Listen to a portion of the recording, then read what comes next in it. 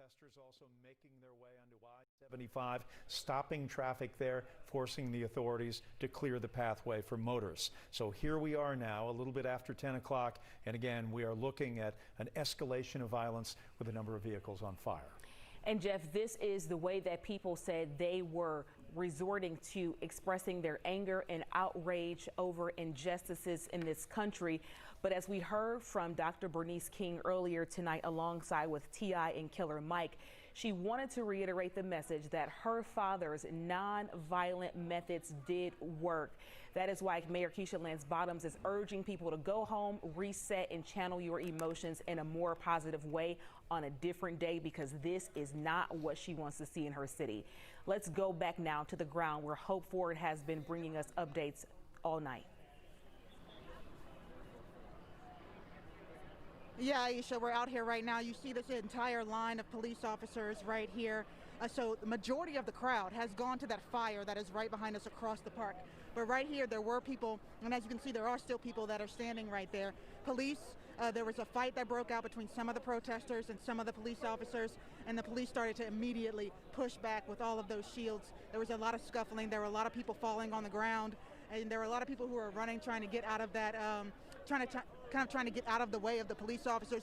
But you see this line is racked all the way around from the edge of Centennial Park right there, all the way across the street, as those officers have slowly been pushing people back. But again, just a few minutes ago was when that huge scuffle broke out. And now you're seeing people who are raising their hands, have their hands in the air right now. And again, this is a small portion of people as that main group, once they saw those flames from those the fires across the park, they all ran over there, but there were the people who stayed right here and just got into that scuffle. We did see a couple people on the ground at one point in between a circle of officers. We're not sure if those people were arrested or if they were just picked up or fell after. And it seems to be there's another scuffle kind of going on right in the middle right there in the air.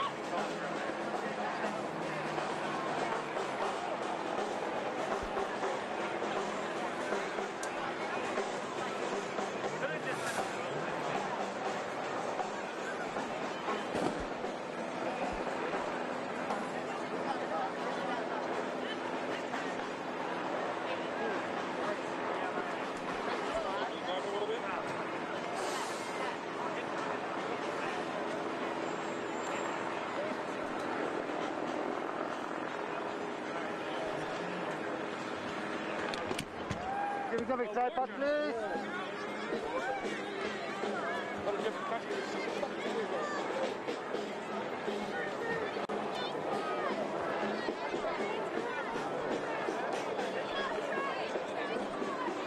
Right? It's fucked up. All right.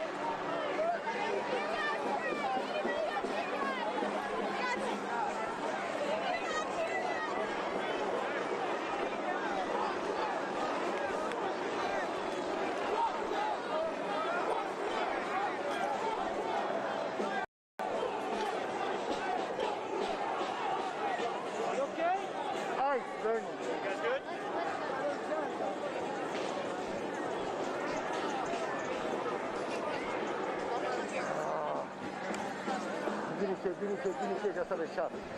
Security man. Burn that fuck. Got it? Have masks on, you don't in terms of the specialized masks, so get to a spot where you can breathe, because that's exactly what it does. It's an irritant, right, to your mouth and to your eyes to help disperse the crowd there. And Jessica, just as we were saying that in these other cities with all the things on fire, it wasn't happening in San Jose. We're starting to see that right as we were saying that. This is from another location.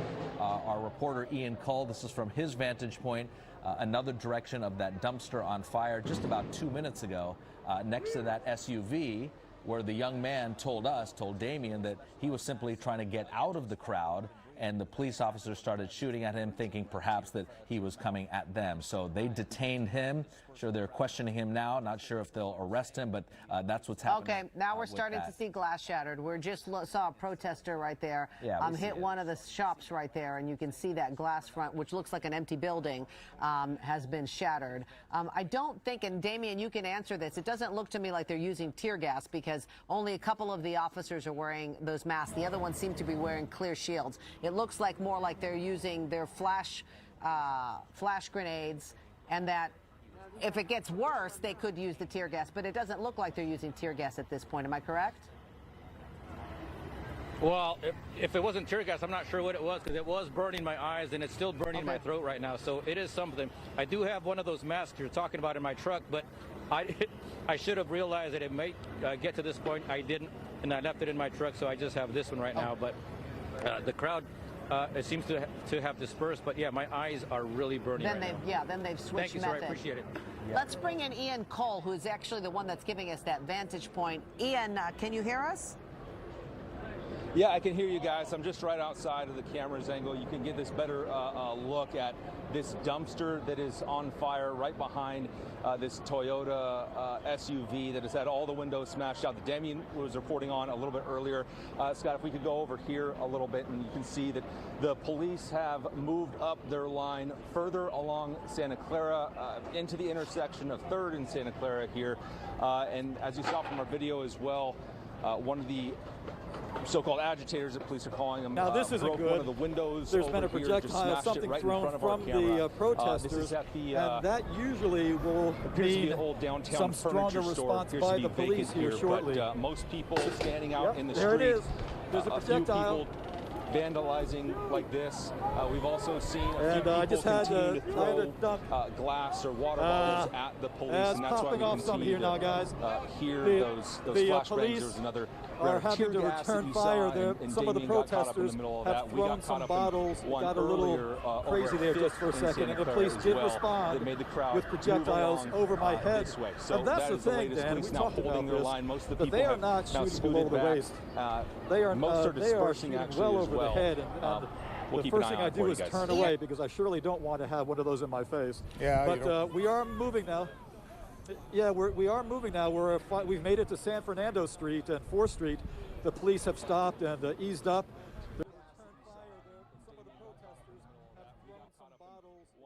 Maintained their sense of order and discipline throughout this. At what point, if more burnings go on, if more property destruction, more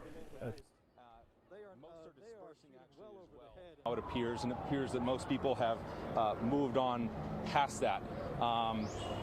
And then also just, Raj, you know this area, and Jessica, just a few blocks down is San Pedro Square. and it appears that nobody is really in the streets. Most people are going onto the sidewalks now, and kind of just turning around and seeing what the police are going to do next. And again, the police are holding their line at 3rd in Santa Clara. It's very clear. Ian, were you in that Nothing position that is when happening they is took the haphazard gentleman on the part out of of law that car, enforcement. out They of the advance, SUV? Were you already in that they pause, position? kind Could of you see it from regroup your and vantage? advance again and bring up what they have behind them, the vehicles and the motorcycles. It's a very deliberate, Dan. They're extremely well trained to do this, and none of what's happening is just luck of the draw for them. They're trying their best to execute a specific plan, obviously. Exactly. And you know, Dan, I'm here now at the corner of San Fernando and 4th Street. You can see some of the protesters from Alex's shot. Again, they have their hands up in front of the police officers. They're keeping about a 3-foot buffer or so. But I wonder what's happening with the other group of protesters just around the corner from us, where they had another stand of newsstands spread across the street. I don't know whether the protesters have stopped there or not. I mean, it seemed to me that that was the bigger group of protesters, that we're now here with a smaller group. But again, this crowd has dispersed somewhat. But this is what happens, Dan. They back off, 100 feet, 200 feet, and then they find some place to sit and wait to see for the next wave of police moving forward. So it's not disbanding. It's still very much an active situation. Yeah, obviously, Dan, and from not too far from where you are, you mentioned the other group of protesters. That actually looks like it's thinned out a little bit. There's a couple of dumpsters on fire and a few people milling around. So I don't know to where that group has proceeded, if they joined the group where you are, just a stone's throw away, or if they've gone to some other place. But our shot from Sky 7 shows Santa Clara Street and looks like 3rd Street, and pretty much an empty intersection with a couple of dumpsters on fire. How far is that from you? What street? What's your intersection, Dan? I'm right here at 4th and San Fernando, Dan. I don't know if you can see, I've made my way up to where this protester is talking to the police. I'm curious about the dialogue that's happening. It seems safe enough right now to be here. I just want to see what's happening. We see you. Please tell us what you hear. What's going on here, man? What's going on here? We're here protesting peacefully. You're peacefully? Yeah. But you're right in the line of fire, you realize, right? I agree, but we're here peacefully. I'm here, giving my hands up, showing my hands up. My hands are up, right? My hands are up. If they tell you to move, are you going to move? I'm moving. They're telling me to move. So tell me, moving. I want to know, why are you here? To show my withstanding for what's happening out in this world. Unjust things that are happening. That's why I'm here. That's it. There you go, Dan. I just really wanted to hear from someone right at the front line. That's the protester. He's here to make a stand for what's happening across the country. I think he was very eloquent. But I tell you, he says he would move if the police ask him to. But man, among the flash bang grenades and everything else, he was one of those protesters that keeps on coming up close to the police officers and making that stand. He's one of those who's not going to be going away, it seems. Yeah, it sounds like it, Dan. That was terrific to hear from him. And as he said, he will move, but clearly not intimidated or afraid, even in the face of rubber bullets and flashbang grenades. He is showing the courage of his convictions, evidently, but he does say he will at least move if asked. And most of those protesters on this line, Dan, as you've been documenting, have moved as soon as the police advance. They push back. Right, that's true. And Dan, I just instructed our photographer to move away because we don't want to inflame the situation. I was curious to hear what the protester was saying, but he began to mug for the camera. I don't want to change the events here. I want to document what's happening. So we've now pulled away from that scene because we don't want to affect what's happening. We want to be a fly on the wall and document what's happening. Well, I think that's a very wise decision, Dan, and we know from experience over the years people can change their behavior when they see a television news camera, and we don't want that, but we do want to give people at home a sense and document for history and posterity what happened on the streets of San Jose today. So that's probably a good call, although I will say what you're providing for us is remarkable. On the right-hand side of your screen, a couple blocks from Dan, is that dumpster I mentioned, burning now, raging, completely burning out. But Dan, you see Dan there in the shot, right along the line with police. Dan, how many protesters are you looking at as you scan around that block, would you say? Well, again, Dan, they have spread now down to 3 different areas, and it looks like still we're at about 150, maybe 120. And that gentleman that I was speaking to just a moment ago, and I did want to hear what he had to say, he actually laid down on the street there just for a moment and just to take things a little further. But the police are being very restrained right now. This, again, we're in one of those lull situations. And I think that their policy or their practices seem to be working. They are dispersing the protesters into different groups. You see there's a flashbang down the street at another group of protesters away from where I am right now. I see bottles being thrown at the police. I see the smoke of a flashbang grenade. There are some chants going down there. I'm just going to make my way across the street just to take a look.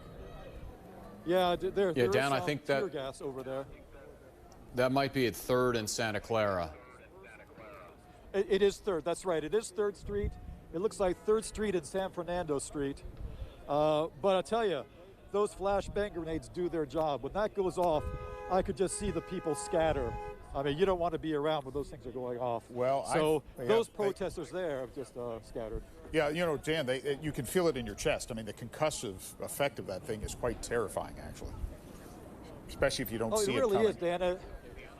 Well, exactly. And when it goes off, you know, I don't know if you caught it on the camera, but you know the way a firework goes off, and when it goes off, the sparks fly, and there's like a flower of sparks. That's exactly what happens on these concussive grenades. It goes off with that big boom, and then the sparks fly in the air, and that really serves to make people scatter.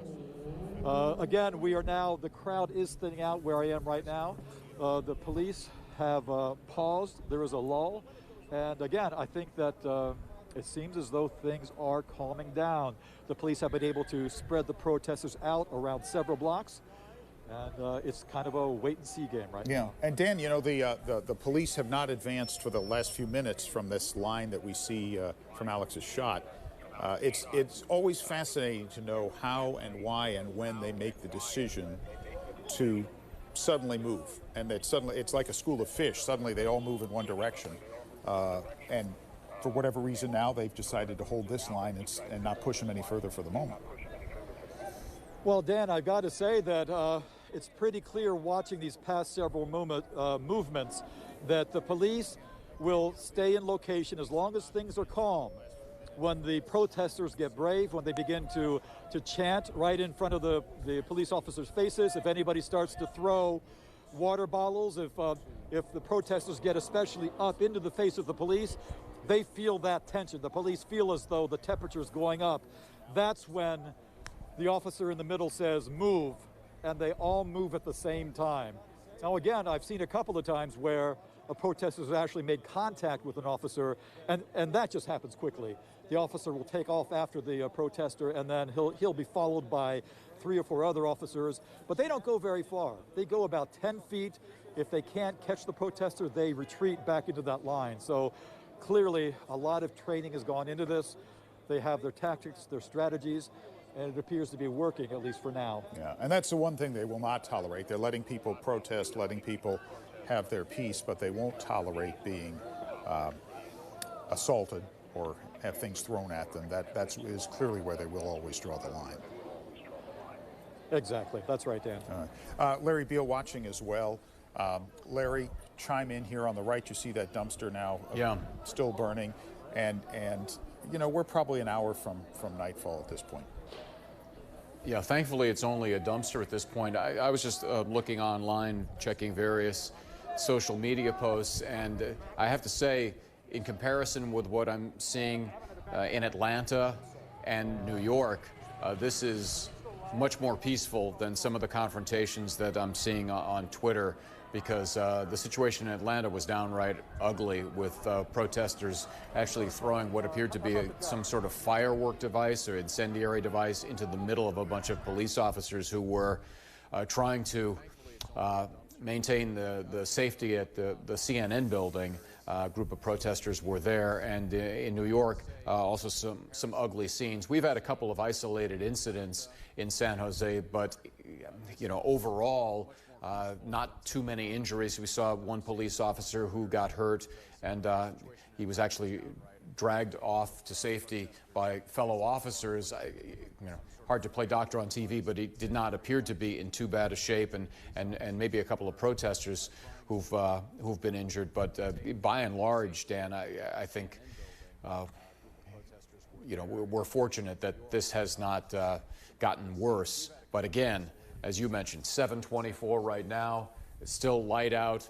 Another hour from now, we'll be heading into darkness, and I'm sure you remember, just like I do, a few years ago, some of the scenes that we saw on the freeways and in the cities in Oakland, where the protests got completely out of hand at times. And so hopefully, and there's the shot of the officer that I was referencing from earlier, where he appeared to be really shook up, and then by the time they dragged him to safety, he was sort of up on his feet and appeared to be in better shape than at least we initially thought. Yeah,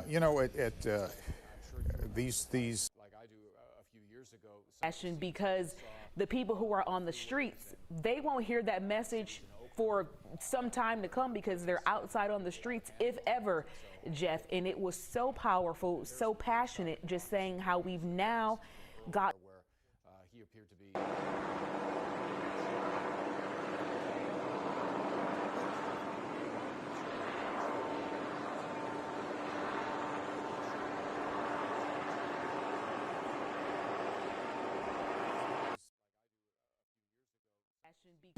But again, the majority of people have moved away, and right now, clearly, that is the goal of these officers, to try to get things calm. They've gone street by street by street, from 4th to 3rd, and now here they are on 2nd Street, and it is a bit of a standoff. But as you said, Raj, as is traditionally the case, the majority of people, it seems, have cleared the area. And Scott, how the demographics have changed, you know it very well firsthand. That area right where you stand, there are a lot of new high-end, high-rise condos and apartments there. So a lot of people are essentially just watching this unfold from their apartment and condos, correct? Yeah, I see a lot of people in the windows in the residences. Most of the buildings have long been shut down, and the restaurants pretty much cleared out about 2 or 3 o'clock today when things started to get active. But you're right, you do see some of the high rises down here, and we have seen some people kind of peeking out their windows, taking some shots with their cell phones, and very curious as to how this will go, especially now it's starting to get to dusk. And that can be a time when it's a little bit dangerous, and we don't want to see anything bad happen from there. We still see a lot of cars in this area that are stopped because, again, the officers have shut things down. But, again, most of the people have dispersed. Here comes another officer with sirens and lights coming through.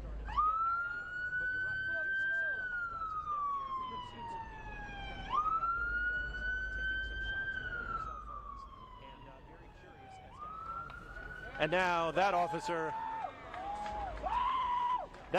to the sounds of cheering, has gone down 2nd Street. But the remainder of the officers in their helmets with their batons are still here, and they are still very still. We see some photographers, some people with cell phones, a few people there with signs, and some people honking as they go by. But again, for the most part, it's a bit of a standoff, but far, far fewer people. At the corner of Centennial Olympic Park and Marietta Street. Fortunately, law enforcement officers, APD, were able to get in there and stop it from getting bigger. So when we arrived on scene, they were able to just kind of knock it down. But we did have multiple vehicles burning at Park Avenue, I believe, in Marietta. And when our units arrived on scene, we could not get access to those vehicles due to the crowd throwing objects, breaking windows on our fire vehicles, and just overall overrunning the area. APD finally did come in and tear gas the area and disperse the crowd, but we still could not get out there and properly extinguish those vehicles. Sergeant Stafford, how concerned are you as we go into the rest of the night. I distinctly remember last night from Minneapolis when the 3rd precinct caught fire. They were saying there was threats of gas lines being out there. When people are setting these fires, they have no idea. They don't have the intel that you guys have about what is surrounding them. I can tell you, those vehicle fires were extremely close to the large Embassy Suites hotel. That was our major concern. Once we saw those vehicles were not a threat to set the hotel on fire, we had to let them burn and move on to a better objective. So we had to back out of there and retreat. But that's a big concern, is that we get one of these buildings on fire, and it's something that we can't contain or we can't get to. So we're staying aware of it. Our Joint Operations Center is open. We're working closely with APD and other law enforcement agencies downtown to make sure we get a handle and a quick jump on anything that might light off. Sergeant, what about the safety of Atlanta Fire and Rescue amidst the chaos, amidst the protesters? So it's a big deal. At this point, they don't care really who you are. Like I said, we were attacked with rocks, sticks, people were throwing objects, people were jumping on our fire vehicles. Once we try to make a move to go to a fire scene or intersection, we definitely move with law enforcement if at all possible. And we coordinate that with our Joint Operations Center to make sure that we move and they're protecting us if we're trying to fight fire or if we're trying to extinguish a vehicle fire somewhere. And I'm sure it has not been business as usual. You probably have, pulled back on staffing or staggered staffing in some way because we are indeed in the midst of a pandemic. So how is your staffing right now and your manpower with something that was so unanticipated? Staffing right now is not an issue for us. Getting to the fire scenes and getting these vehicle fires out, we have plenty of people to get there. We'll send more than enough reinforcements if we have to as backup to our guys, but it's more along the lines of getting access to these vehicle fires and getting access to make sure we can go in and stop any building fires that may come up. Do you have any sense of where this is going as far as fires go? Are you going to let these fires simply play out at this point? Again, if they do not harbor any kind of threat toward people in hotels or in buildings, do you just let them burn out? No, if we can get to these fires, we go and extinguish them.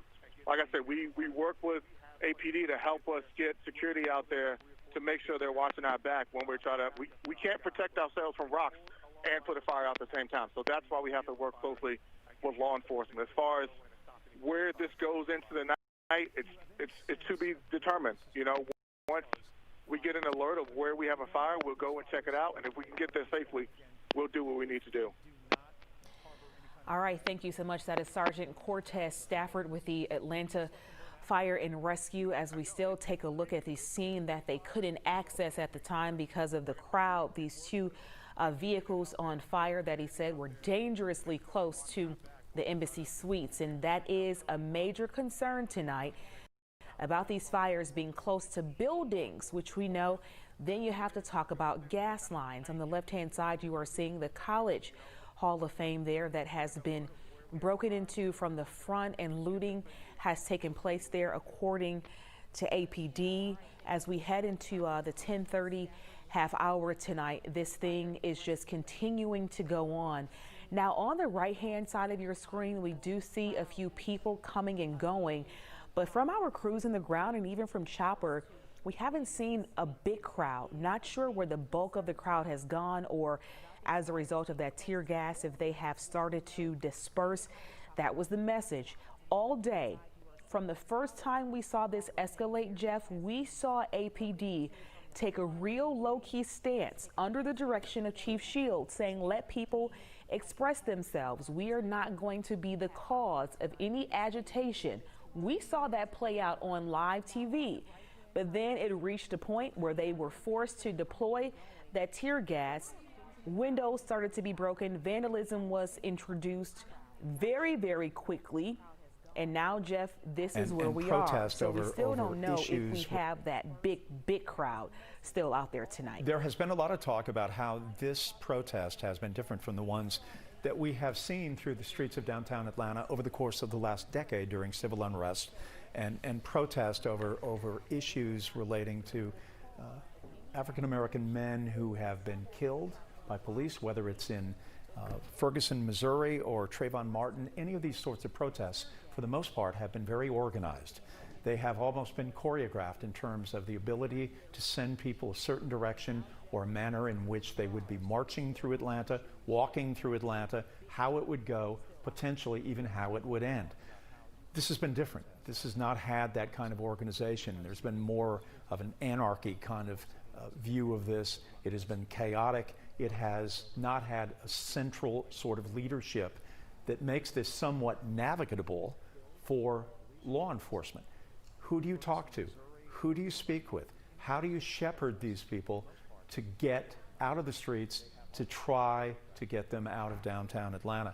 It's been a very, very different night and a very different kind of protest from those that we have seen over the last decade. There's been no one person on a bullhorn, you know, reining in the crowd. And the ride bubbles, y'all want to go see him again? Affiliated with a group. Black Lives Matter has become a chant phrase, but you can't connect this to any sort of grassroots organization or any sort of board or any young person that we see coming up through the ranks and who is, you know, hitting the ground and with grassroots efforts. And I think that could be the cause of some of this.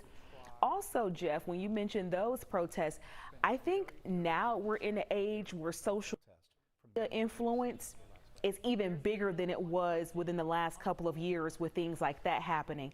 So the level at which we saw things happening in Minneapolis last night and places like Denver, I do think there was influence and there was, you know, more rage and more emotion in people as the result of what they saw across the country.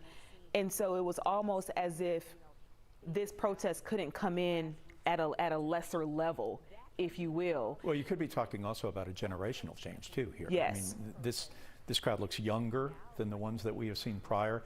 I was in the middle of the Occupy protest at Woodruff Park a number of years ago in downtown Atlanta. And Atlanta police had a similar kind of tact where they tolerated what was going on for the most part. And they allowed a certain amount of agitation and, you know, ultimately escalating violence.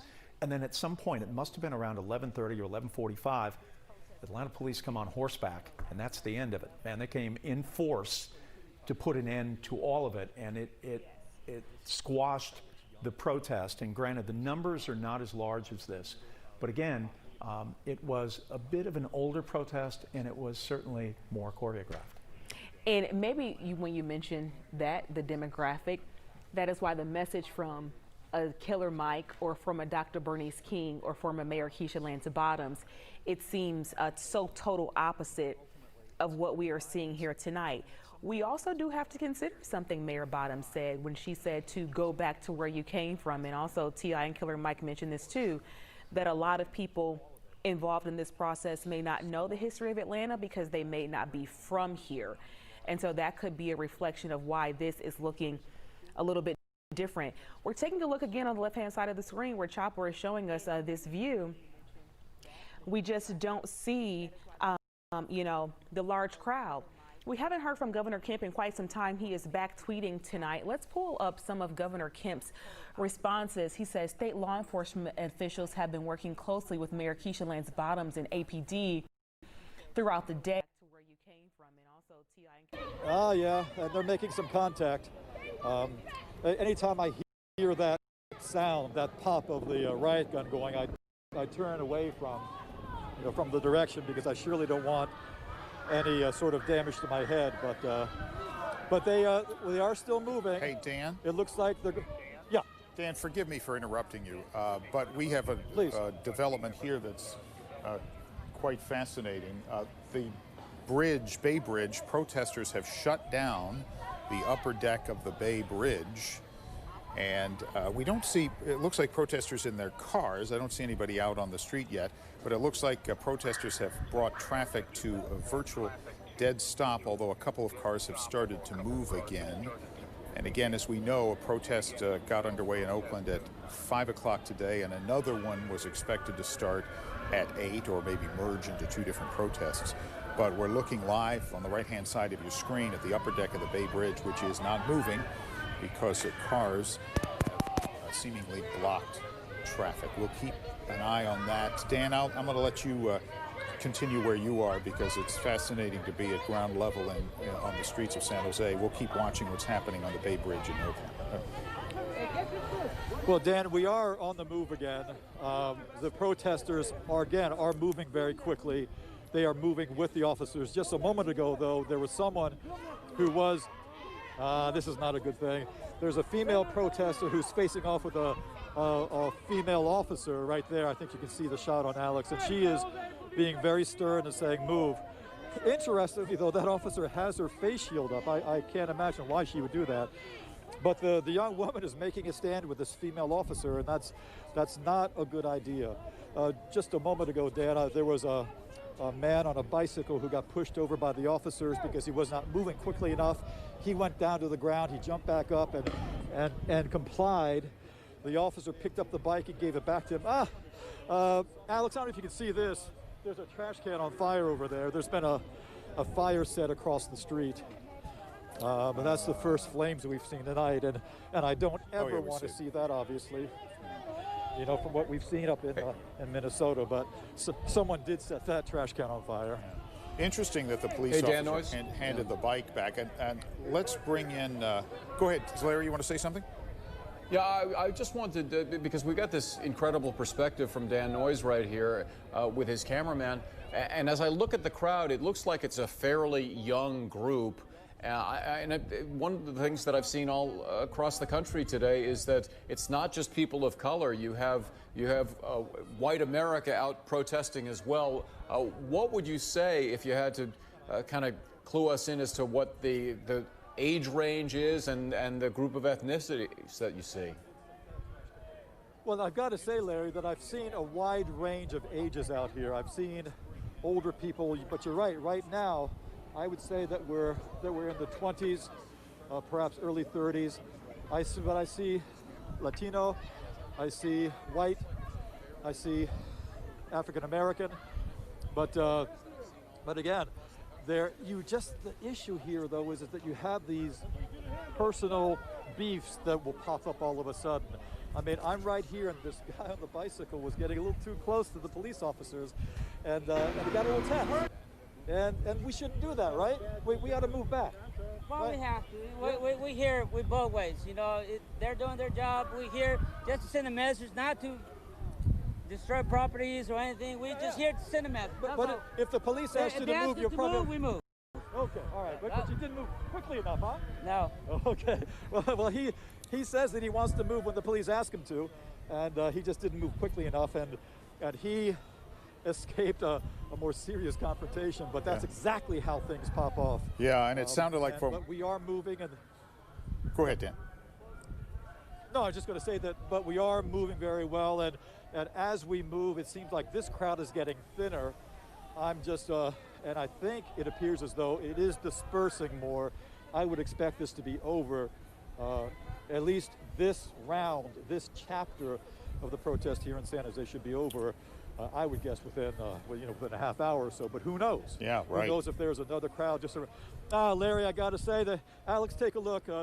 Across the way, there's another fire. This one's bigger in the trash can. People are setting fires as they depart across the way. I mean, luckily, that's a contained trash can. That's not going to go very far. Yeah. But police are probably not going to worry too much about that, as long as they don't light buildings and businesses on fire or cars. Yeah. Yeah. There's a lot of fuel in that trash can, unfortunately. Yeah. It's interesting that the bike rider, that the officer handed back the bike to the person who fell over, just trying to keep it as de-escalated as possible. Let's show you quickly, update you on the Bay Bridge as I promised, where protesters shut down the Bay Bridge. We can show you some video of protesters briefly shutting down the Bay Bridge on the upper deck. Traffic is now moving again, so that effort was short-lived, but the point made clearly. And Dan Ashley with you, Larry Beal with you, Dan Noyes with you on the ground, doing such an amazing job in San Jose, and Kate Larson joins us now in the studio. Kate, you've been following this as well very closely. Fascinating tonight. Dan, I've been watching as you all have been on air for the past several hours, and just incredible scenes, sort of holding my breath upstairs in the newsroom as we watch these clashes between understandably very upset protesters and the police who, as you were pointing out a minute ago, Dan Ashley, you know, trying to de-escalate the situation as much as possible, trying to keep the peace, which I know everyone here is really hoping continues through the evening. Dan Noyes, you've been on the ground doing an incredible job. That dumpster fire, or excuse me, trash can fire, concerning, and I suppose not the only one, but you know, hopefully nothing worse happens. I remember Eric Thomas out a few hours ago outside Oakland where businesses were boarding up. Just incredible scenes.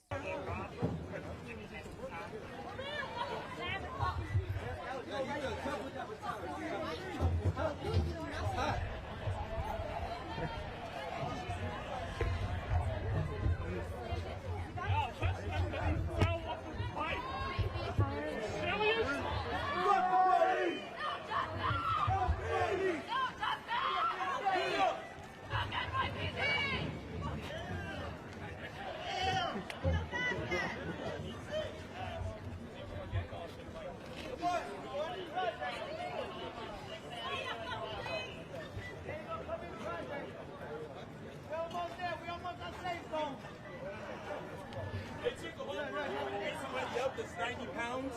Fucking pathetic.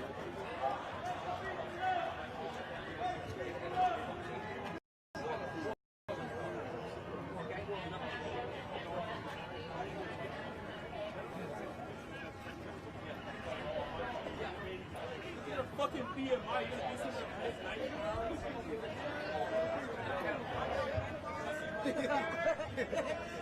You got legs?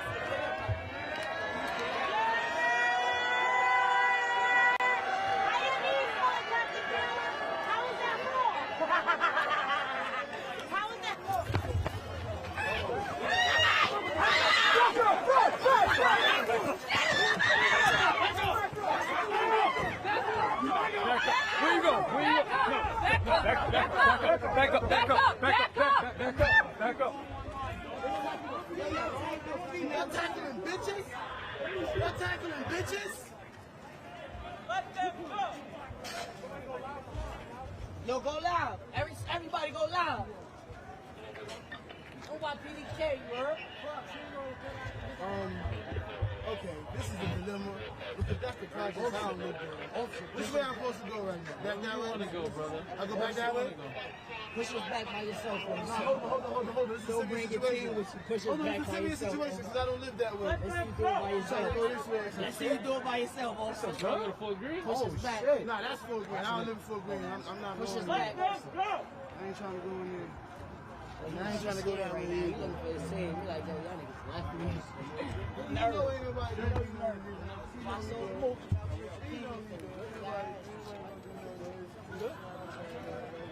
Don't run. Stay right here. Stay right here. Don't run. Go where the hell protect us, bro.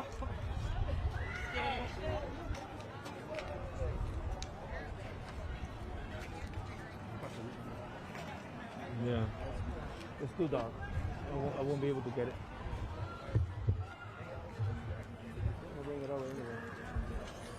And what you say? Yeah, right.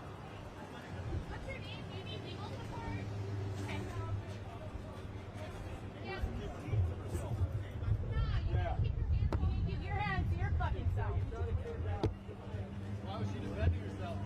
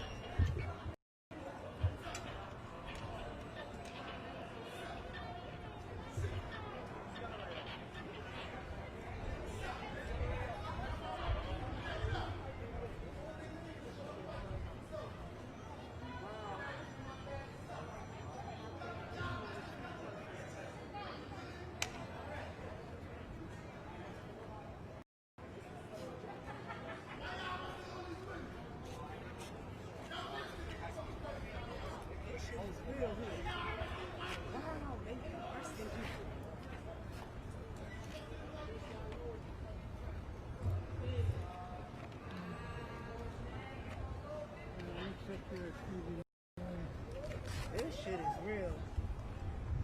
What? Cool. Damn, I done saw the fire. I done saw the blew up trucks. Now I gotta see this shit. This shit is happening. Wow. Please, y'all. I'm gonna call it out. Calm down. Don't do it. Whatever you do, don't do it. Whatever you do, don't do it. But we're following this crowd. Do not do it. For like 20 blocks or so. To keep pushing, pushing and pushing, and then arresting while they were pushing. So there was a lot of action on the way. Every 5 minutes, there was people. Whatever you do, don't do it. Pushing each other. It was like no. very no. I can see my niece. My niece is an NYPD. I'm at the last I don't want my niece out here. No. Don't take my picture though. Then we're blocking the road anymore. This shit is ugly. So they're about to take some people arrested into a huge van, and that's it. That's my scene. They don't block the news. Everything was fed live. So someone, on the news. I believe they were recording. Get over there. Don't block it. I'm on 152H. 152H. That's my RAM. So I think you wanna double check. We can call it a night.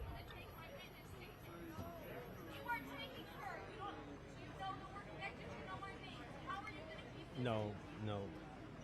Where I'm at, like I said, I've been following them for 20 blocks, and this is the last block where they ended up basically, breaking the whole thing. All right, thank you.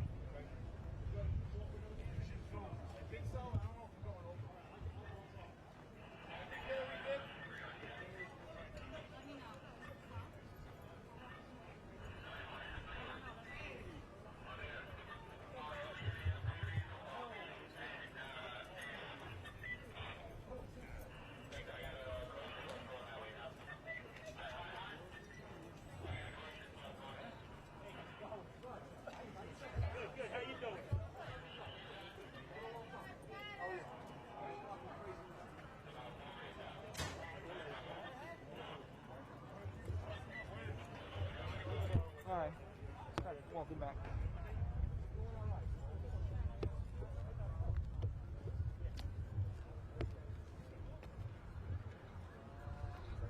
David. I like to get dirty. I like that shit. Fucking A. I was right behind you with double time. You fucking run fast with that camera, dude. I like that shit. Sorry, yeah. I had to make a little run there. Yeah, man. I was puffing and puffing.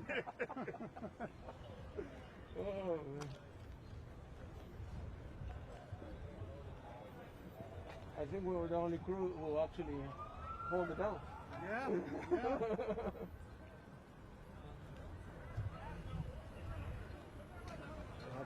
Is that they are running around chasing fires, right? They're trying to put out fires. Looks like we're having some problem with Ron's audio. We're going to try to get him back in here in a second. He may need to re-up on his microphone. We have been here for quite some time, and our technology is starting to tell us it needs a recharge. Jeff? I wanted to bring up a point here. In 1992, after the Rodney King incident in Los Angeles, we saw violent protests here as well, and it was not organized for the most part. It was it was not to this degree. It was significantly less than that.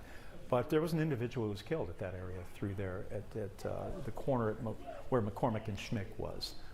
And there were a number of attacks. As I recall, there was on a MARTA train, there was also an individual who was attacked by a group of people after Rodney King. So this area is not unfamiliar with protests, and it certainly has served as a point, Aisha, over the years of where people have come to voice their anger, their unhappiness, and also, sadly, violence as well has been a center point of that. And we talked about this being generational, and you talk about the time of Rodney King, and I know earlier you mentioned Occupy. It seems like these things remain the same of where you go in different areas. A lot of people who may not be from here may not understand what's the significance of this intersection or that area, but you just gave us great perspective as to why they are in that location. Well, this area in large part because, State Farm Arena, formerly Phillips, and prior to that, the Omni were located there. The CNN Center, Ted Turner moved to the old CNN hotel, or the old Omni Hotel there. And it's always been a gathering point in downtown Atlanta. Look, downtown Atlanta is not Chicago or Boston. It has never had a sort of vibrant core. It's been one of the frustration of city leaders here for generations, trying to make sure that downtown Atlanta thrives the way that we have seen since 1996 with Midtown and In-Town, certainly Perimeter and Buckhead, which have grown in commerce. But downtown Atlanta has always been an issue, and there have not been a lot of restaurants and a lot of gathering points above and beyond where the Omni and where the current State Farm Arena is. So that sort of convergence, that point there has had restaurants, the food court of CNN is right through there as well. So that's where people have gathered, that's where they have come together, that's where they have met. And right now, this live scene we're looking at is the first time that we've had a live view with just straight officers, with no protesters also filling the video along with them. Hopefully this is an encouraging sign that the crowd could possibly be dispersing, but what we also know is that they have tended to move and migrate to other areas. Once officers infiltrate one area, they'll go to a different spot, which is why Chopper has been helping us bounce around there to the different areas of downtown Atlanta. But again, we are now in that lull. We're now in the point where we're not seeing anything drastic or chaotic taking place. But again, no one can let their guards down because, emotions have gone up and down as we've gone throughout the night. Now we're getting ready to approach the 11 o'clock hour here to begin Up Late at 11. We have been with you from 5 p.m. and we are still sticking with you. Stay with us. Move and migrate to other areas. Once officers infiltrate one area, they'll go to.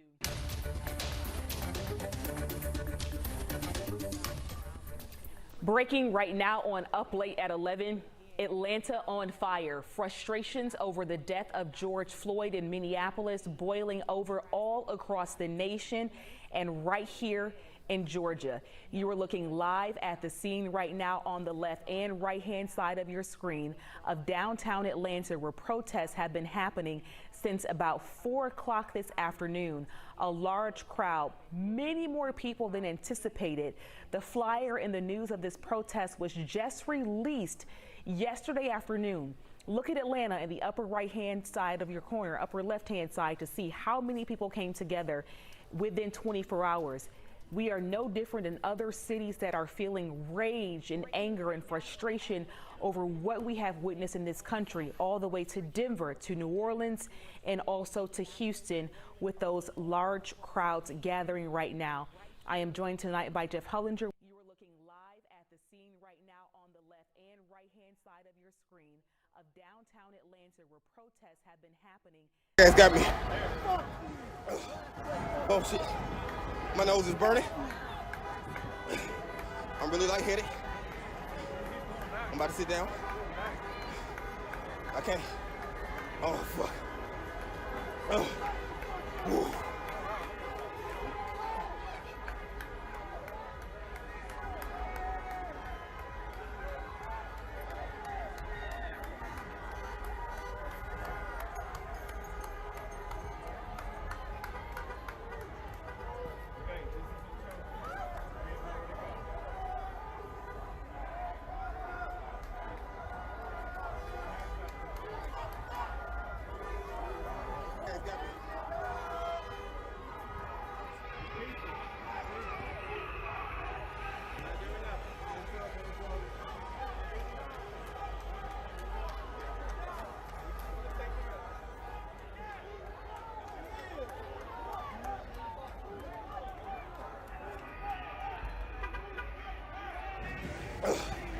Oh shit.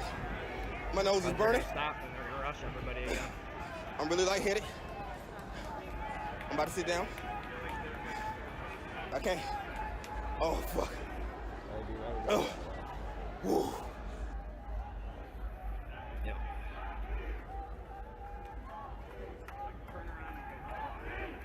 And our bikes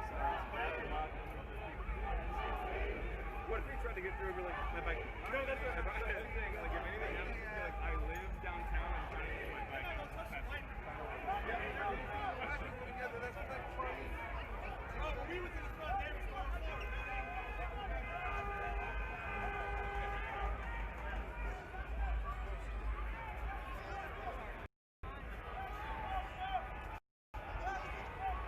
State police chopper.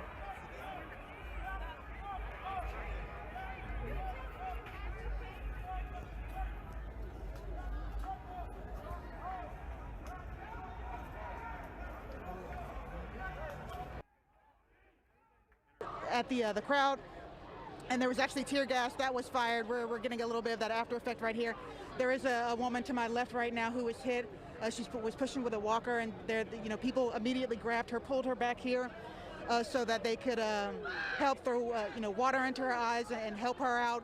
Again, that police line is up there. Excuse me. There is again that tear gas in the air right now that they threw. They're dispersed into the crowd after they threw those fireworks. So that the police officers right there, they did kind of start to push that crowd back. The crowd started to go back towards the police officers, so the police officers did back up a little bit. The crowd is now far behind us now. They're far behind us. As you can see, the crowds kind of all ran that way to get away from that tear gas. As they moved back that way, we did just see a couple of Clayton County SWAT team members. They just rolled through. That had kind of upset the crowd. The crowd was kind of starting to disperse a little bit, and they were being a little bit more calm. But as soon as those SWAT vehicles ran through, that angered a lot of people. They started throwing things, and again, we saw them all converge right back on that line of police officers right there and start throwing all of those, and you see people running through, they're with tears in their eyes right now. But when those SWAT vehicles ran through, that's when they all kind of rushed back onto the police officers up there and started throwing those fireworks, starting to throw those bottles. And the Atlanta police, they did respond by dispersing tear gas into that crowd. And the crowd right now, like I said, for the most part, is far behind us. You know, Hope, I was going to ask you about that. We have noticed that APD every now and then they're dropping tear gas on the crowds. The crowds disperse. Even when there was sunlight, they would take off running. But they're not leaving the area, are they? And you also pointed out earlier in our broadcast that some folks are just now showing up based upon what they're hearing on social media. Are you still seeing that? We're seeing a little bit less of that. We're seeing a lot more people leaving, but now, as Aisha pointed out not too long ago in one of our earlier broadcasts, they're kind of jumping. The crowd will go from right here, and then when the fire started across Centennial Park over here, the majority of the crowd went over there. When those fires started to die back down, they came back over here. So they're kind of now, they're kind of just dispersing and jumping in large crowds to whatever really is happening at that moment in time. So even though that large crowd is behind us, there are still people who are standing kind of waiting for this tear gas to kind of disperse a little bit. And who knows, they might, walk back up to that police line. That's what we've seen really throughout the night here so far. Hope, it does not look like they are even being moved by the tear gas. A lot of people we saw earlier came prepared to be pepper sprayed or tear gas, and so that is not aiding in dispersing the crowd at all. No, we've actually seen throughout the day, even since the start at 4 o'clock, we have seen people who were walking through the crowd with signs that said first aid, tear gas solution, saline, and water. There were people who were designated to be out here to have those supplies on hand just in case that tear gas started going. And for the most part, they've kind of also stuck around here. And there are a lot of people who parked their cars out here who also had supplies in there as well. So what you're seeing right now in front of you is a very thin version of the crowd that was there before they dispersed that tear gas. Again, they dispersed quite a lot of it this time around, probably the most that I've seen throughout the day, and that really pushed a lot of those people back. But as you can see right now, they're going right back. Hey, Hope, it's Jeff Hullinger. You've been there 7 hours and 7 minutes now.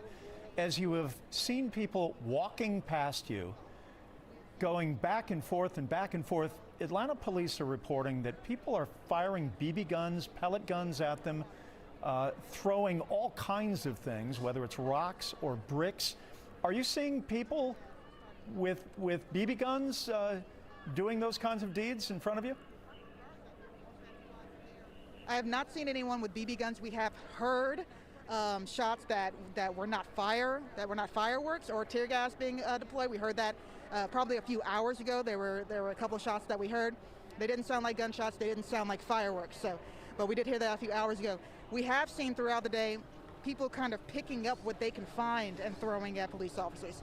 They're either picking up trash in the road and they're throwing that at them. They're throwing bottles, and you see the running is starting to happen right now. This happens probably every 20 minutes now. Something happens, it causes a couple people to kind of run.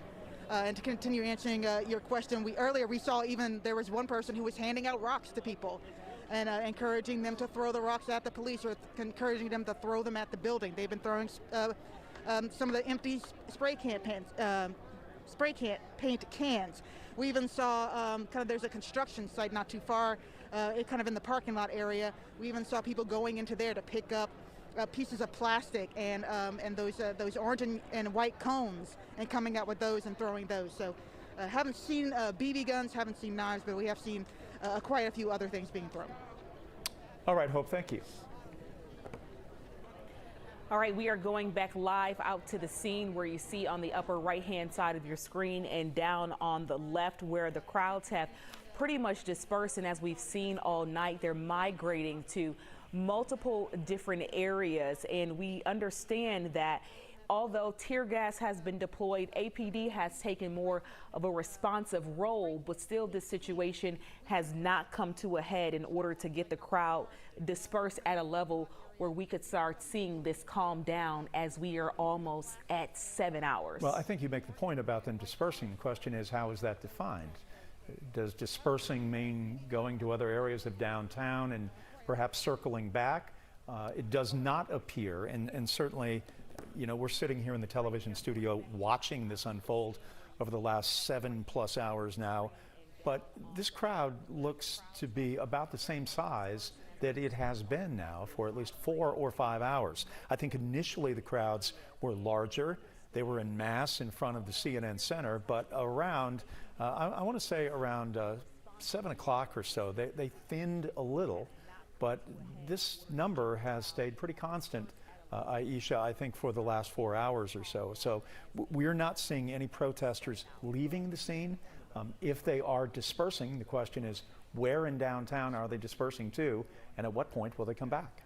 We're going to bring in right now Attorney Gerald Griggs with the NAACP. Mr. Griggs, you have been on the front lines of many protests around Metro Atlanta. What is your response to what you have been witnessing here tonight? Well, my response currently is we really want the individuals to remember the reason why they joined the protest, and that's because of the unlawful loss of life, both in Minneapolis and Louisville, and of course down in Brunswick, Georgia, and then for the victims that have occurred here in Atlanta. So I want them to focus on that, and I would ask them to go home. This is not the way to get your point across by damaging and destroying property. So I think that at this point it's time for them to disperse because, as the mayor said, this is serving no legitimate purpose right now. But I also want to focus people to understand that for 4 hours there was a peaceful protest that moved through the streets of Atlanta to the state capitol and came back to a rally at Centennial Park and then dispersed. This particular group, I don't believe, was fully associated with that group. So we need to make sure we are concerned and focused on the fact that these seem to be two distinct groups. Now, I know in the protest community, you know a lot of these people, and I think Jeff and I have mentioned that throughout the night, that here it doesn't seem like there is one lead group or one leader that's been over a bullhorn. It really seems like a mashup of people and organizations and groups. This particular protest was put together on social media, so there's no real lead organization that did this, and that's why I think that it's time for everyone to tell the protesters to go home. And so I think that's the voice of calm that needs to be in this moment. I do think Atlanta police, I've had conversations with Chief Shields at length tonight about this, their restraint. But I need for the protester to understand at this point there's nothing positive that can happen by continuing to be confrontational with law enforcement. It's time to return to your homes. Your voices have been elevated. Many of your voices were elevated peacefully. Some people decided to damage property, and that's not going to look well on them. But we need to remember this is Atlanta, it's the birthplace of civil rights. Yes, there are many cases that have gone unsolved here in Atlanta, and we understand that. Just that we understand that you want to be in solidarity with Minnesota and Louisville and, of course, Brunswick, but you need to remain peaceful in Atlanta. Mr. Griggs, Jeff Hullinger here. A question for you about whether these protesters will listen to any of this. The mayor made a passionate, an extraordinary speech tonight. Killer Mike, Reverend King, T.I. was forceful, some really very heartfelt words that were touching, that were moving to hear not only of our city, but the need for change in the country as well. What if they won't listen? What if they simply will not hear your call or other leaders, and this goes on? Is there any way around that? Well, I think at this point, I don't know if the protesters actually heard the mayor's press conference. And I would actually push back on some of the things she said, because there have been at least 6 cases in Atlanta that have gone unheard, whether that's Jimmy Atchison, Oscar Kane, Kane Rogers, just to name a few. So Atlanta does have this problem, but this is not the way to solve the problem. The way to solve the problem is to apply political pressure, and I think that that's the right message. So again, I commend the police department for having the restraint that they've had. I'm asking, as humbly as I know how, for the protesters to return home and to think about the victims and their families, whether that's in Brunswick, Louisville, or up in Minnesota. We need to abide by the nonviolent principles that were birthed in this city, but we also need to understand that you damage the legacy of the victims by turning this to something else. All right, Mr. Griggs, thank you so much for joining us tonight. We appreciate that insight and also for bringing up the perspective of those cases that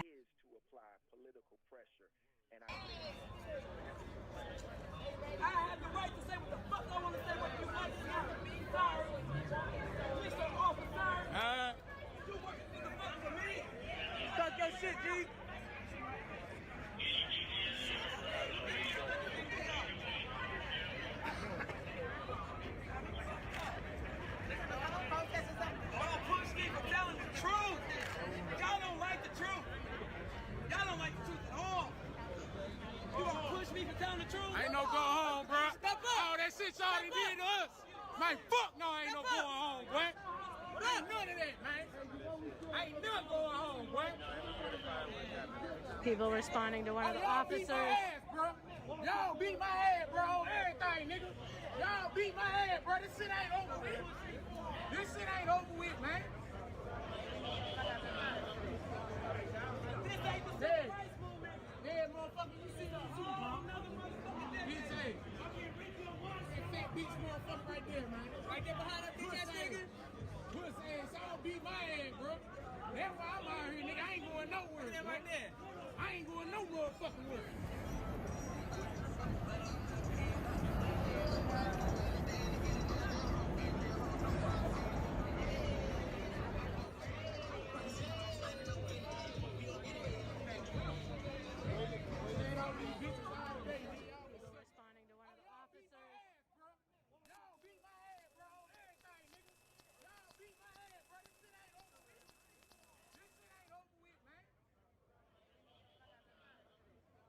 And Doug Richards was there asking questions as well. Here's his report. Mayor Bottoms was trembling with anger when she delivered a message at the Atlanta Police headquarters that came down to 2 words. Go home. You're not honoring the legacy of Martin Luther King Jr. and the civil rights movement. You're not protesting anything, running out with brown liquor in your hands, breaking windows in this city. T.I. and Killer Mike own half the West Side. So when you burn down this city, you're burning down our community. If you want change in America, go and register to vote. Atlanta is not perfect, but we're a lot better than we ever were, and we're a lot better than cities are. I'm mad as hell. I woke up wanting to see the world burn down yesterday because I'm tired of seeing black men die. He casually put his knee on a human being's neck for 9 minutes as he died like a zebra in the clutch of a lion's jaw. And we watch it like murder porn over and over again. So that's why children are burning to the ground. They don't know what else to do. And it is the responsibility of us to make this better right now.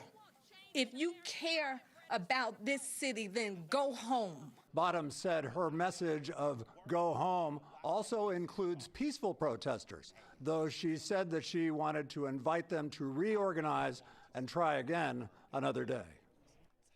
So we are hearing from some of the most famous Atlantans and politicians as well with the concurrent message of go home tonight. But still, the protesting, the demonstrators, they continue to make their way around downtown Atlanta, fighting now their way through tear gas. Hold on, y'all guys. Hold on.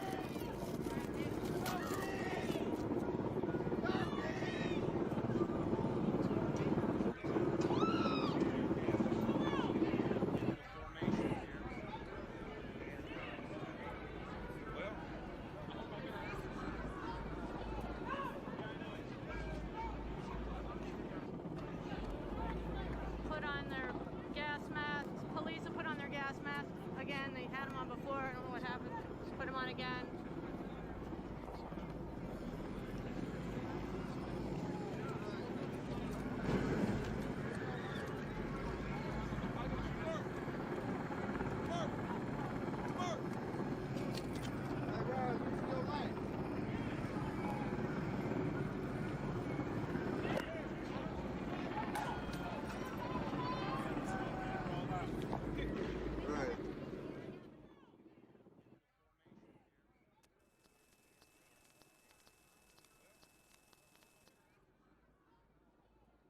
bottled water. It can be all kind of things inside that bottle, taking bricks, taking rocks.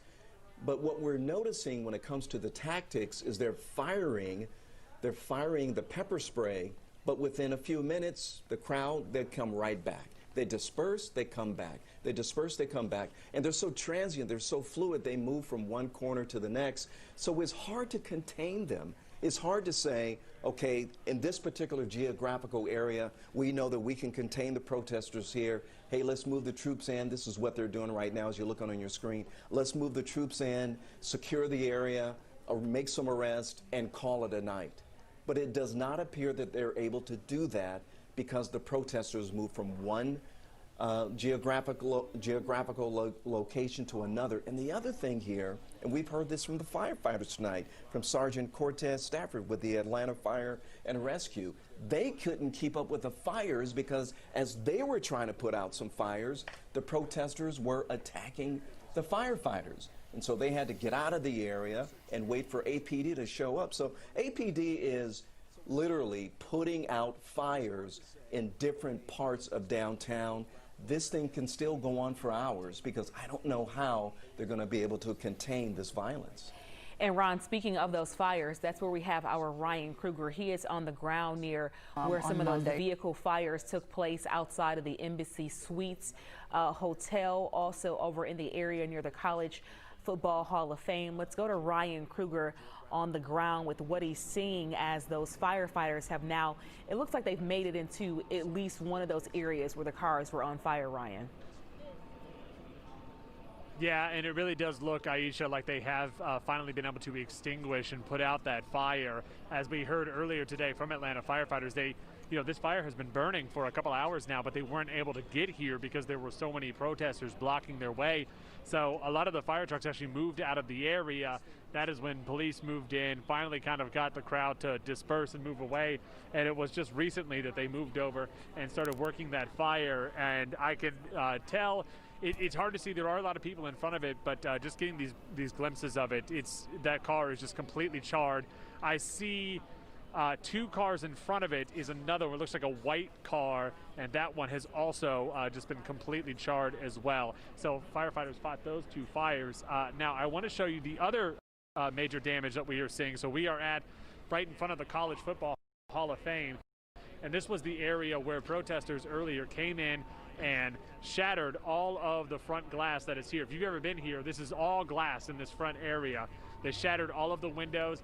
You can see inside. They ransacked the place. There are memorabilia laying everywhere. There's memorabilia all over the street. I'm actually looking in front of me at an unopened board game that had clearly been for sale here and is now lying on the ground here. So really quite a bit of destructive damage that has been here really throughout the night. It's really a sad sight to see. And Ryan, do we know if these cars were just random? Because earlier in the night, they targeted law enforcement vehicles. Are these cars just random? It's hard to tell. Yeah, earlier they were going after law enforcement. Now that area that they are parked in, that's a street where there are no parking signs. However, it really is, you can't tell right now. To answer your question, you really cannot tell what those cars once were because they've just been destroyed. So Ryan, when you look around, how different does it look in terms of the number of protesters, say around 7 or 8 o'clock? Are the numbers similar? What can happen sometimes is they'll arm themselves with objects. You're seeing it here. Yeah, they're throwing things at the police. Yeah. The officers have the right to defend themselves against items being thrown at them. They're trained, to deal with unrest, with situations like this. People yelling and screaming at them, getting in their face.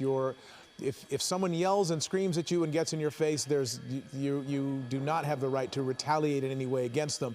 But once the threat becomes physical, and that is when you will see officers retaliate or at least take action to stop whatever perceived or actual physical threat is going on, and that's what it appears to have happened here. But the crowd moving back in response to those less than lethal rounds and the what I guess is pepper spray or pepper gas or pepper balls that are being launched at them. And now, but they're still kind of congregating right around. They're right around a police car there. I don't know if that car is occupied. Can you tell? I can't tell. I cannot tell, but I can see that skirmish line is gradually moving. So the decision has been made to kind of, I guess you would say, close in on the group. They are basically surrounded by law enforcement. I can't see if they can go any further north on 7th, but they certainly can't go any further south on 7th Street. You can see that skirmish line there. There's another skirmish line at the intersection of Grand as they begin to scatter once again. If you tilt up just a little bit, Rob, I want to see, have they formed another one north of the intersection? Can they continue to go north? There's some patrol cars, but they don't have the north side of the intersection shut down, just the east and west side on Grand Street, or Grand Avenue, I should say. So you can see things have kind of come to a pause here as LAPD begins to close in on this group towards 7th and Grand. Lots of folks screaming. Again, looks like somebody smashed a skateboard into that back window or something. I think it was that skateboard, but the back window of that patrol car has now been completely smashed. So again, a very animated crowd, very agitated, and beginning to get ever more aggressive. Yeah, you know, it's interesting as we've watched these protests taking place across the country. Seems like after dark, they take a turn. We've been watching them during the day, and the things would be fairly calm. And there are exceptions, of course, but then as things got darker, under cover of darkness, if you will, or whatever, darkness hits and things change a little bit. That skirmish line advancing again, and what they're trying to do here is basically, I think, herd the people, for lack of a better word, move them in a direction and get them to gradually disperse. You kind of lose people dropping off as along with with distance and with time. Keep advancing, keep moving, and what are you hearing? You get down to a core group of a few dozen people sometimes, and then they'll just disperse after that. But a lot of things can happen between now and then, as we're seeing. Look at that. Wow, we're seeing fireworks now happening. Were those fireworks? That looks like a firework. Yeah, that was clearly a firework. I did not see exactly where that came from. You could see one officer down getting back up, but something was shot in that direction.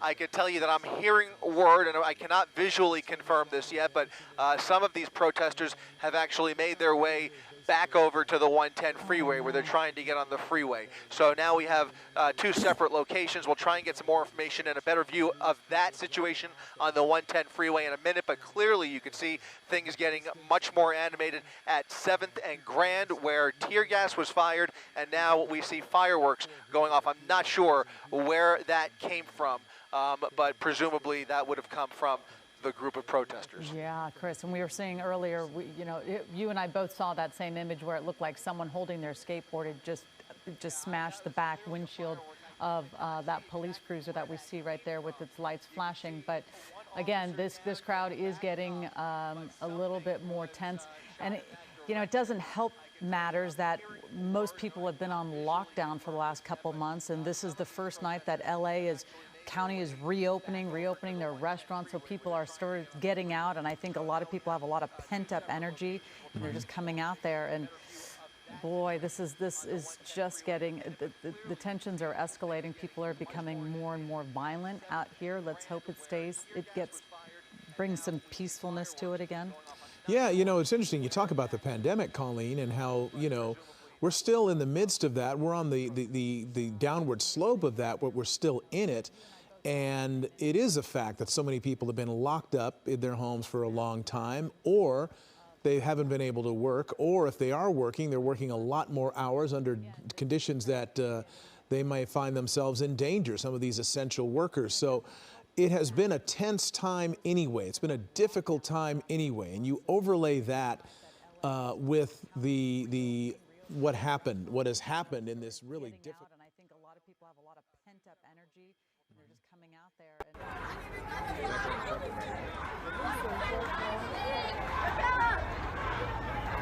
Oops, sorry.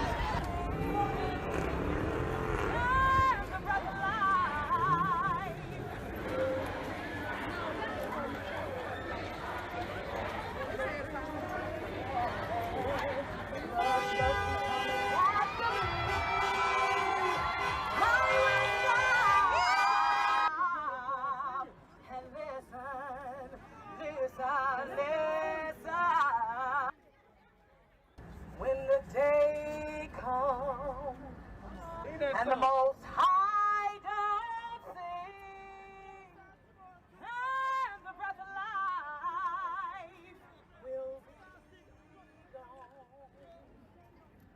When the wicked, bloodthirsty coming after me, I will stop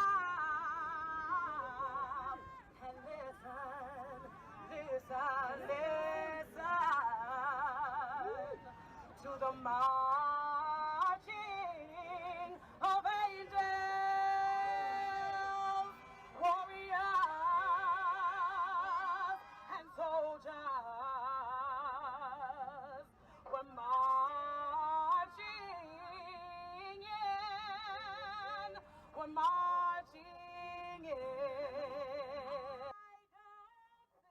Is using their batons at times to force these protesters down Grand Avenue, and now you can see they're meshing with motorists. I'm sorry, 8th Street, and they're meshing with some of those motorists. In the meantime, we are traveling west. We're now over the 110 freeway, where we have a report of another freeway closure after protesters have managed to make their way back on the freeway. So we can see the backup here. We'll try and get into a better position to see if we can find those protesters, but officers calling for help, trying to now get back onto the freeway. We thought this was a situation that had been alleviated. It was for a short time, but now we see officers here in this shot back on the freeway, and hopefully when we get around this building, we'll see what's transpiring here. I think that's going to be the northbound side. Northbound side, yeah, northbound side of the 110 freeway on the right-hand side, southbound side coming towards you here, and it looks like something is happening behind the building. I can't see it just yet, but let's get on the other side of that LA Care building, and we'll be able to see the northbound lanes of the 110 freeway, where traffic has once again come to a stop. I can see LAPD doing a circle around the overpass, a number of people on the overpass, and it looks like, yeah, maybe just a handful, but that's all it takes. A handful of people skating on the freeway. Yeah, that's all it takes, and you just feel for everyone who's trying to navigate themselves through this area. It's the main artery to get through. Wow, you can see on the right-hand side through downtown LA. We're talking about the 110, but on the right-hand side, I believe that was Atlanta. Oh, that is an LA. Yeah. That's ground video that we have from Los Angeles. Wow, so they're defacing police cruisers. Wow. Wow. I do have some information, Colleen and Mark. We told you about that incident over in Pershing Square during the 7 o'clock hour, where things took a very ugly turn. A number of LAPD officers were surrounded at one point on the northwest corner of Pershing Square along Olive Street. Protesters throwing garbage at police officers. We now understand that one of those officers has been hospitalized, has been taken to the hospital. We don't know the extent of those injuries, but we now have at least one police officer injured as a result of this demonstration. Okay, and then we're watching people on the 110 freeway stopping traffic and wandering in and out of lanes in between the cars. The skateboarder there deliberately, seemingly making it so that traffic cannot pass. So it's the second time this has happened just this evening, where the 110 freeway has been blocked in both directions. Parts of it were open for a time. It seemed like police were getting an upper hand there, but now it appears they are moving back onto the freeway in downtown LA to try to shut it down. So it looks like traffic is moving again on the southbound side. It's mainly the northbound side where there are a few skaters and a few protesters. Looks like they are taking over. That's going to be the entrance ramp. I think that's the entrance ramp, or is that the main lines, Rob? Is that no, that is the main line. So yeah, a group of protesters with signs now holding up traffic on the northbound side here. And in this shot, you don't see any law enforcement just yet. CHP in the process of now making their way closer to this group, but at the same time, they're also focused on keeping the distance between the protesters and those other motorists. You can see some of those cars trying to squeeze through there along the shoulder, but those protesters right there have formed a little bit of a blockade, blocking those right two lanes. Right, and of course it was a couple of days ago that some protesters got onto the 101 freeway and formed a crowd much like you're seeing here, pretty much the same size even. And some CHP officers were kind of trapped behind them. Those officers tried to move through the crowd, and people were objecting to that and started trashing their vehicles, smashing in the windows, smashing in the rear windows.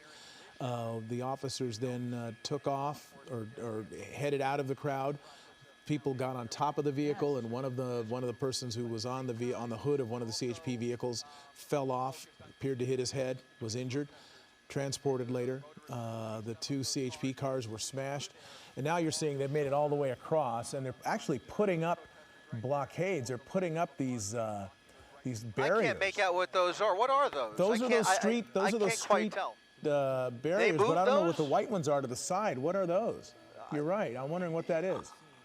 Those, I can't tell what they've moved there. I mean, for a second it looked like those construction, I thought I saw a concrete construction barrier, but obviously that would be way too heavy, and I just can't tell. It looks like it's basically amazing. It looks like some plywood, maybe some other signage, and they're basically forming a makeshift blockade here. Hard to tell in terms of numbers because of the darkness, but we're looking at least 50 protesters who seem to be intent on shutting down traffic. And this is, if you want to piss off the CHP, this is how to do it. They have been on a mission for the last several days to prevent a scene like we saw on Wednesday of protesters on the freeway at all costs. They can't afford to shut down traffic on the freeway. And unfortunately, that's exactly what they've been able to do. We're going to make our way over to Hope and 7th Street now, Colleen and Mark, where we're getting reports from our assignment desk that there is another officer down. So excuse us as we kind of move through the buildings here. We'll try and maintain this shot of the 110 freeway. Hope and 7th Street is going to be about 6 blocks over to the east, Josh, and then we'll look up towards 7th where that crowd was gathered just a few minutes ago. Just bear with us, guys, as we kind of navigate through downtown LA. We should have a shot of whatever is transpiring in just a minute. But it does look like there's traffic coming to a stop here. This is going to be 7th Street at Grand, and then Hope. Look over to the right, right out my left window. I'm sorry, the left window right here. You can see some activity. Looks like things have gotten dramatically more intense here. We'll try and find any ambulances that might be on their way over here, but the report that came in was that there is an officer down. It looks like LAPD forming more skirmish lines, blocking off this entire intersection. We've got the cops. Now we just need to find the group of protesters who are moving through here. Looks like they may have pushed them. Maybe they pushed them maybe back towards the freeway. I don't know. This is obviously the staging area that we were looking at earlier. A Mm-hmm. lot of patrol cars moving into the downtown area. As I mentioned earlier, you've got units from across the department, every corner of the city of Los Angeles. Here's an ambulance. Okay, there's the ambulance. Now we're trying to find the officer who was apparently injured All right, let's in get this right area. over this street here, and we'll see if he makes the right, if he goes right, or if he continues down, or is he being escorted to the hospital already. We'll see what happens here. Looks like the ambulance is coming to a pause here at the intersection, and we'll see where he goes. Oh, he's making a left onto 7th. He's making a left onto 7th, so we'll come around this building here. Again, always tricky navigating these buildings, but we'll get it. We'll find it. It looks like the group is going to be right here near the intersection as that ambulance comes to a stop. Is it a bicycle officer? Is it one of these folks on the kind of, if you look in the upper middle center part of your screen there, trying to see what that, is that a group of officers there, or is that just some bicycles? What is that? Clearly there was a group of bicycle units. They've been kind of escorting the crowd throughout the day. They've been using bicycle units to do that and kind of sway the protesters in certain directions. Okay, here it is. Okay. Looks like, that's an officer. Yeah. So they are clearly escorting this officer over to the ambulance. It looks like he's holding his right hand up. You're seeing what we're seeing up here, but it does appear he may be bleeding and has been struck by something. Looks like his right hand. His right hand is bleeding pretty good there. So he will be assessed by medical personnel. Hopefully he will be okay, but clearly something transpired. Let's go back to that van that he came out of. If you tilt down, we'll see if there's any, what is that? Is that a canine unit maybe? Looks like maybe a canine unit. So something came to a head here. We're just not sure what happened, but clearly you can see they've quickly moved into position, shutting down this entire intersection, and it looks like the crowd has kept on going. Okay, so now here, 7th and Grand, did you say? 7th and Hope, actually, is where we are right now. Okay, so 7th and Hope and also Pershing Square. So that would be 2 officers now who have been injured in tonight's melee. 2 officers injured, and here an example of somebody trying to hold somebody else back from, just overdoing it. It's one thing to express your frustration with these officers, but when you go too far, that's when trouble arises. So somebody clearly very angry, screaming at these officers, and others trying to diffuse the situation here. You can see obviously these police officers exercising a tremendous amount of restraint, as they have been for the last 48 hours, and tonight is no different. They are really doing their best to be as patient as possible with all of these protesters. Yeah. Well, and it's really kind of a feature of protest demonstrations like this, where they start out peacefully, but there's always a few that seem to either want to agitate or get carried away and end up damaging property or hurting people. And you see the other demonstrators frequently. We've seen a number of cases like this just in the last few days of the people who either called the demonstration or who are part of it and want no part of any sort of violence or property damage. Yes, we've got to get going. Sorry about that. Trying to restrain people who are intent on causing trouble. Sometimes they're successful, sometimes they aren't. And whatever the city, we've seen it in all different cities. These demonstrations are happening literally all over the country, in Iowa, in Atlanta, in Minneapolis, obviously, Lexington. Was it Lexington, Kentucky? No, Louisville, excuse me. Louisville, Kentucky, which is, of course, where one young woman was killed by police in her own apartment. These demonstrations are happening everywhere, and you're seeing people of goodwill who want to show their displeasure and their outrage at what has happened, along with people who are not necessarily of goodwill, who are fomenting trouble within the situation. Yeah. Air 7 having to leave the area now to get fuel. Yeah, we've been looking at other live pictures from, you can see Minneapolis. You can see a large crowd gathering in Minneapolis right there. And again, we do know there's a curfew in place, and we do know the National Guard was called out to this area because they've been having so much unrest there the last few evenings. Everybody's just kind of completely All right, so yeah, people violating that curfew in Minneapolis, and I don't see National Guard troops in this shot or police, but that's an ongoing, very, very troubling situation. All right, we're going to discontinue at this point, and we will rejoin you a little bit later on, and as events warrant here in Los Angeles. We invite you to watch ABC 7 tonight at 11 o'clock, where we'll have a complete wrap-up as well as live coverage of the events that are unfolding across the country and here in Southern California.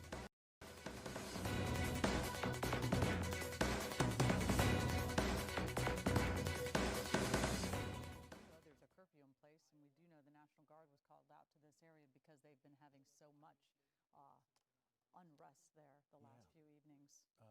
Everybody's just kind of completely...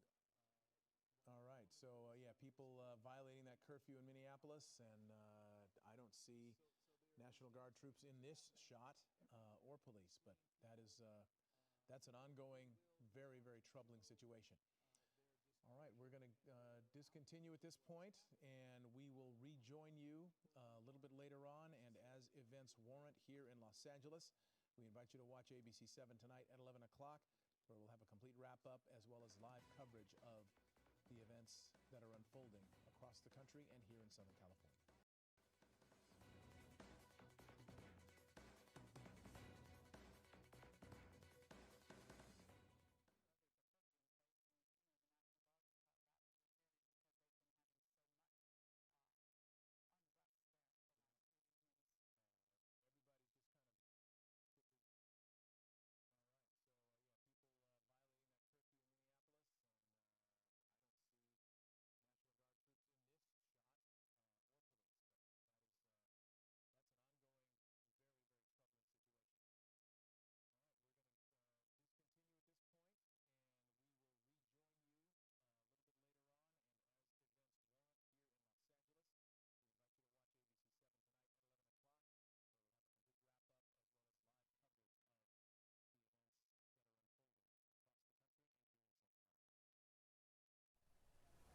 Yeah, you know, that could be the other thing. And you have to think about this, too, is the optics, once again. So if you have a bunch of protesters who are thrown to the ground, zip-tied, carried off, hog-tied, thrown into the back seat of patrol cars, or maybe taken off to the county jail, and then all of that is captured on video and social media, and then those protesters share it, then it could add more fuel to the fire, to the violence there as well. So all those things are taken into consideration. You know, for those of us who grew up in the 60s and 70s, that's when civil rights was able to come to the forefront, is when we were able to actually see the images of the protests that were taking place in the South, or in Detroit, or in Los Angeles, or even in Oakland and Berkeley. That's what changed the dynamics of the civil rights movement, and that's what helped the civil rights movement. Well, protesters can also use those same optics for their advantage as well. And so that's why the Atlanta Police Department and all those agencies have to be careful with how they deal with these protesters. All right, thank you so much, Ron. Now, we want to be clear, this video you're seeing is pre-recorded from earlier tonight. NBC News correspondent Blaine Alexander is reporting what we see here is a food truck that is on fire. Now that makes sense because I can actually see the tires at the bottom a little bit. That is a food truck. That's why it looked like a dumpster. Yes, exactly. Food truck outside of Centennial Olympic Park. Thinking of that local business owner there who will have to indeed deal with the impact of this. Our Sheba Russell just sent me a video on Twitter of someone, and I think Chris Holcomb just brought this into the newsroom as well, as looting that's taking place at the AT&T store near Lenox Mall. We are getting some of that video coming in from Twitter as well. So this is a very fluid situation that is unfolding now in multiple parts of the city. Again, we want to keep in mind that we are looking at video pre-recorded from earlier tonight of some of those arrests that were happening as we start to follow new developments from different parts of the city. That food truck on fire downtown right outside of Centennial Olympic Park. Now we are hearing there could be more violence and looting that is moving toward the area of Lenox Square Mall. There is video circulating on Twitter that we are working to get confirmed of an AT&T store that was looted right near Lenox Mall. So now this is stretching from downtown to Buckhead. Still looking at video pre-recorded from our crews on the ground. Tonight, Jennifer Bellamy is working behind the scenes, bringing us updates. She just gave Jeff one. Jennifer has just given me her iPhone. Jennifer, thank you. She's got some information from the Fulton Sheriff. Let me read it to you. FCSO command staff are in the field, actively engaged. SWAT has been called out. Entire law enforcement division now deployed to Lenox Square. 2 Fulton County jail buses in the city are ready for transport.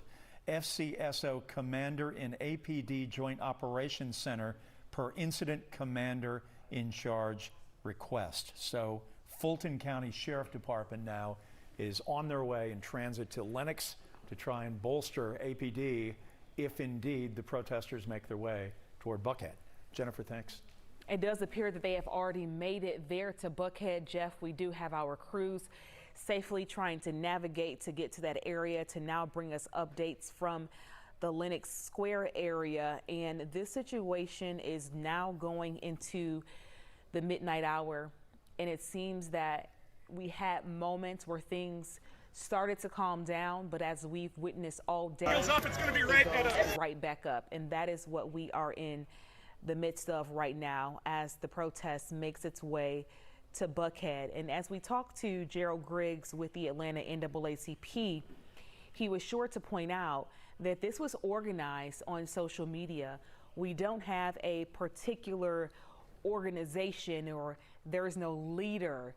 There is not a name that we could call out or someone that we can interview to get perspective on what's the goal, what are they experiencing. And so that's why this is just playing out. And we are here right along with you watching this play out for now the last nearly 8 hours, Jeff. So we've seen destruction, and I think if someone would have told us, at least in the early part of the evening, between 4 and 5 o'clock when this first began, it was very peaceful, that we would see the kind of destruction that we have seen so far with fire, we would have been stunned. The looting at the College Football Hall of Fame, we do not know the degree of looting, but we do know that it has been hit.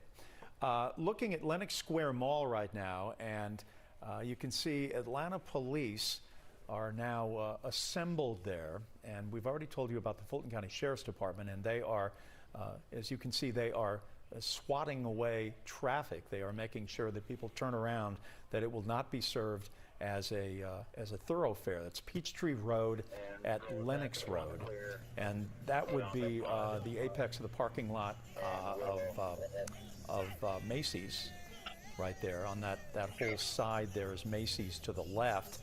To the middle you will see the Nike shoe store, and then there's the high-end restaurant toward the other corner, True Foods as well. But that's what you're looking at right now, and that's across from Phipps as well. So that was also another area that was mentioned on social media as that circulated yesterday. So I'm sure that's why that presence is so heavy there, because Phipps and the Target were also mentioned on social media when this first started to trend, that this is where people could be going. Now we know different parts of the city, Jeff, have started to reopen in the midst of COVID-19. So we're not talking about the empty streets in the midst of this that we saw a couple of weeks ago. The streets are back populated, traffic is back out, and so you have a lot of people who may not have direct involvement in these protests who are now involved. Well, we're looking downtown right now at Centennial Olympic Park. Let's see if we can go back and take that live picture, if we could, at Peachtree Road, where we're looking at Lenox. I think the story is now shifted up here as we are trying to clearly understand not only the number of protesters who may be gathered or on their way in transit, but also trying to understand the response from Atlanta Police and also the Fulton County Sheriff, as this will be ever growing. We do know that there are barricades that have been ringing Lenox, but as you think about Lenox, it's a very large area. It goes from Peachtree, and then you can go down Lenox Road right there. You take a right at the MARTA station, and that will swing you to the back of the building that runs up along Georgia 400. There's Bloomingdale's back there. There's Neiman Marcus. And then you've got the other shops, the shops at Lenox, which would then appear on the left side, where you will see a number of restaurants and clothing stores as well. And then it stretches up to Peachtree. So it's a big loop. But Aisha, it's a very expansive area. I mean, there's a lot of ways to enter that area, because there are a number of access points that you can get into Lenox Square, and not necessarily just from Lenox Road or Peachtree Road. That's what Ron mentioned as to the resources now having to be stretched, and we see multiple agencies now being called in to help out to make sure that this night does not continue to escalate now that the area has moved and transformed, you know, all across the city. We are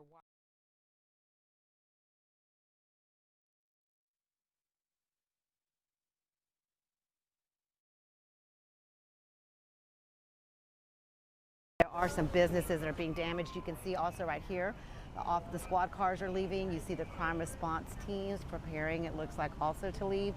You can see that they're running with their lights and sirens, a couple of squad cars going a little fast. That is because they need to get down to the Deep Ellum area, where I'm told that there is some property damage going on, some businesses that are getting windows busted out, and they're trying to disperse that crowd that's going through that area. Again, they're following several groups of protesters right now, and that SWAT vehicle is headed in that direction. And we also know that a 7-Eleven was looted. So that's what's going on here in downtown Dallas at this time. Back to you, Marie. Okay, Rebecca, thank you for that update. Our Teresa Woodard was involved in a bit of a crowd as they were moving around outside DPD headquarters. She has gotten to a safer space, so we want to check in with her now. Really, Teresa, you're in one of those areas where a big group has come together as this crowd has broken up and continued to move all night.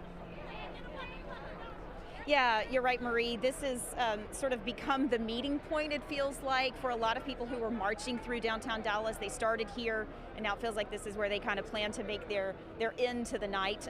It did seem a little chaotic earlier when we were live on television, but I want to reassure everybody it's no problem. Everything's fine. What happened is that the Dallas police officers who had sort of been making a line all across Lamar, they sort of took a few steps forward. They were sort of trying to get the protesters in a smaller area, and then the officers sort of broke through the protesters without any sort of incident.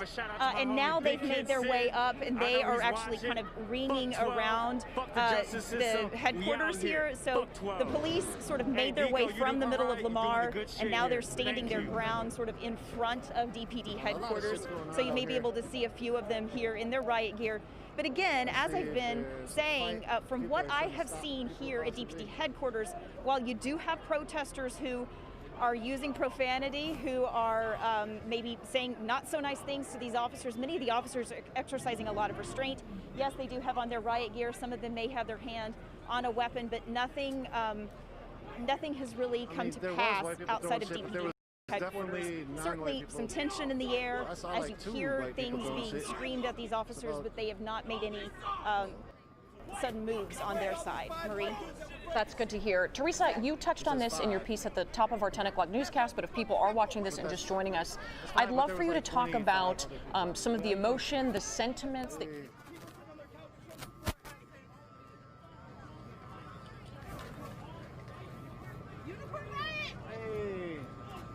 My name is Nico. How you doing? I came all the way from Utah. Wow. You want to talk?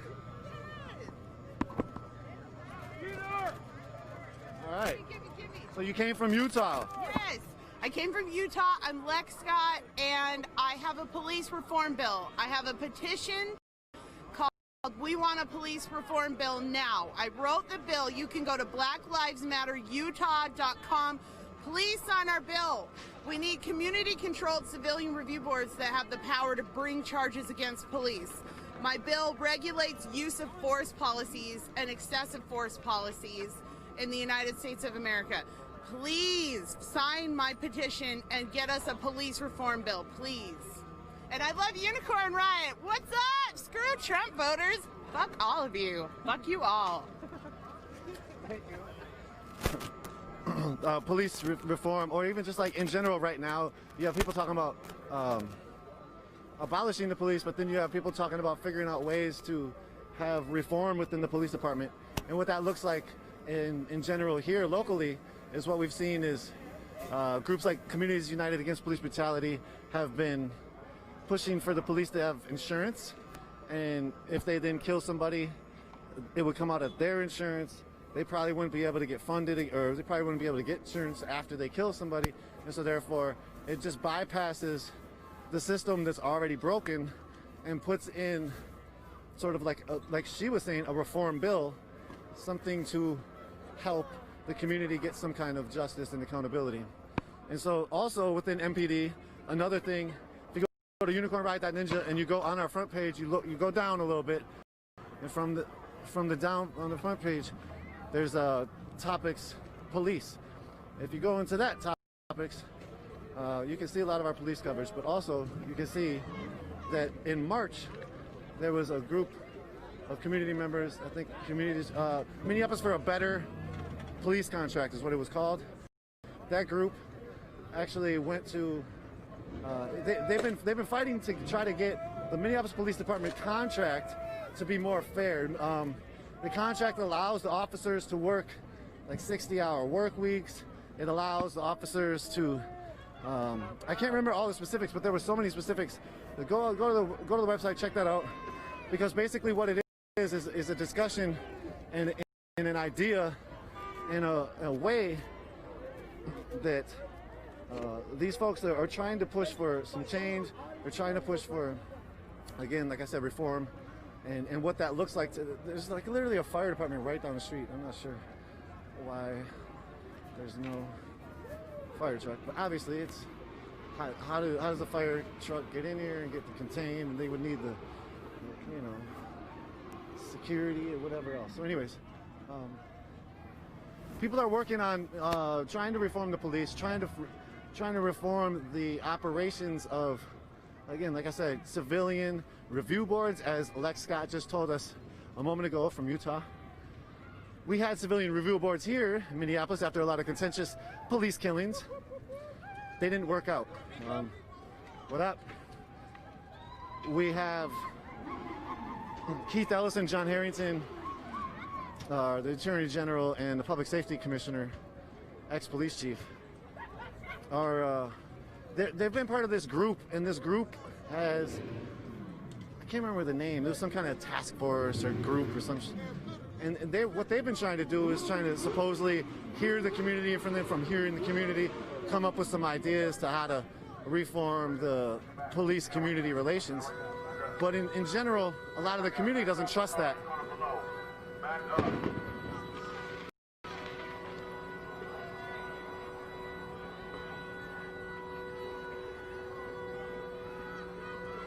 This is a car on fire, Wells Fargo here in Lake Street on 31st. There goes the first little blow of the fire. The car's gonna blow back up. Back up, everybody. Back there, the car's gonna blow back up. We've seen a lot of cars on fire. They don't really like blow up. I've never really seen one anyway. I've seen like 7 cars on fire in those last days. They don't really, they blow up like that, but it's not the whole thing will blow up, you know? There was USPS trucks yesterday that were set alight on the corner of Minnehaha and Lake. They were expropriated from the UPS store, or not the UPS store, the UPS station, building, whatever you would call it. They have another one right up the street at USPS.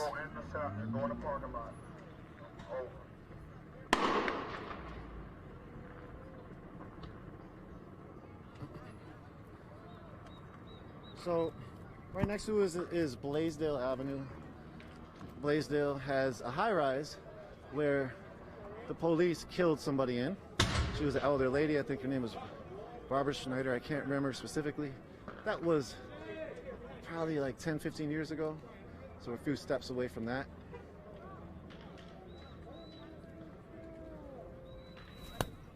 In general, right now there's thousands of people here out in the street, and I don't know who the hell taught y'all how to set fires for, but dude.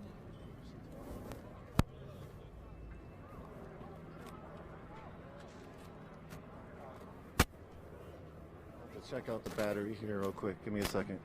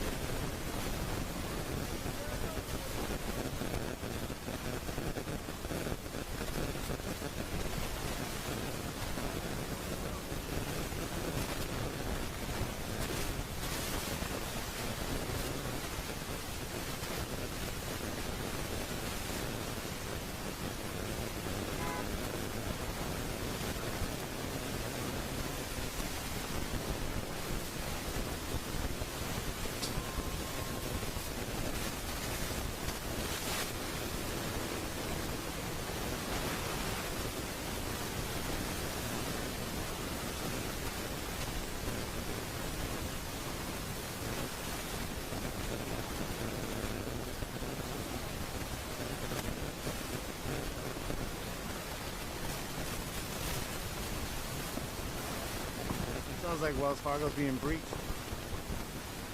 I'll get over there in a second. This battery's only got about 7 minutes left. Support team, I'm gonna have to go bring it. It's gonna slow everybody else out there too. The connection will just all of a sudden cut. The video will be done in about 5 to 10 minutes.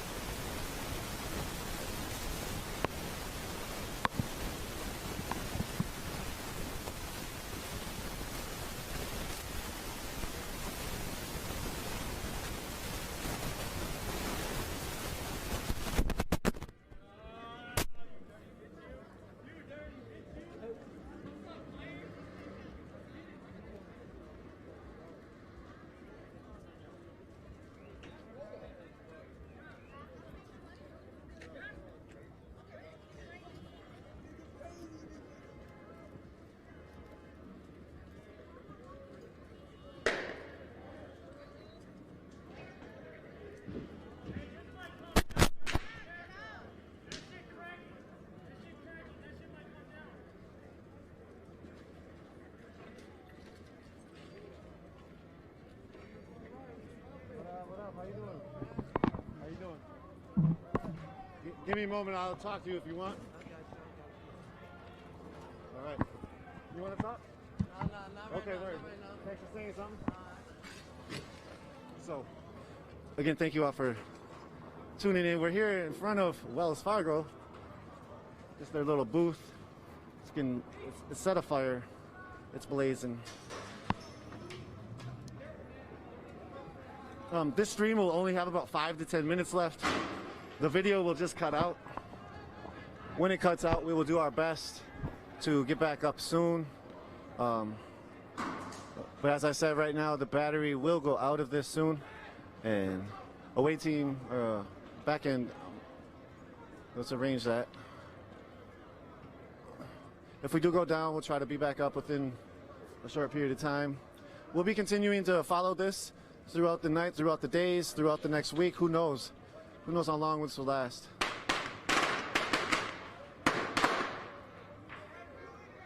So thank you all for joining right now. Thank you all for supporting our work. We are Unicorn Riot, a 501c3 small educational media organization. Worker run. We're horizontally organized. We have no bosses. We autonomously work in working groups where we, as the workers or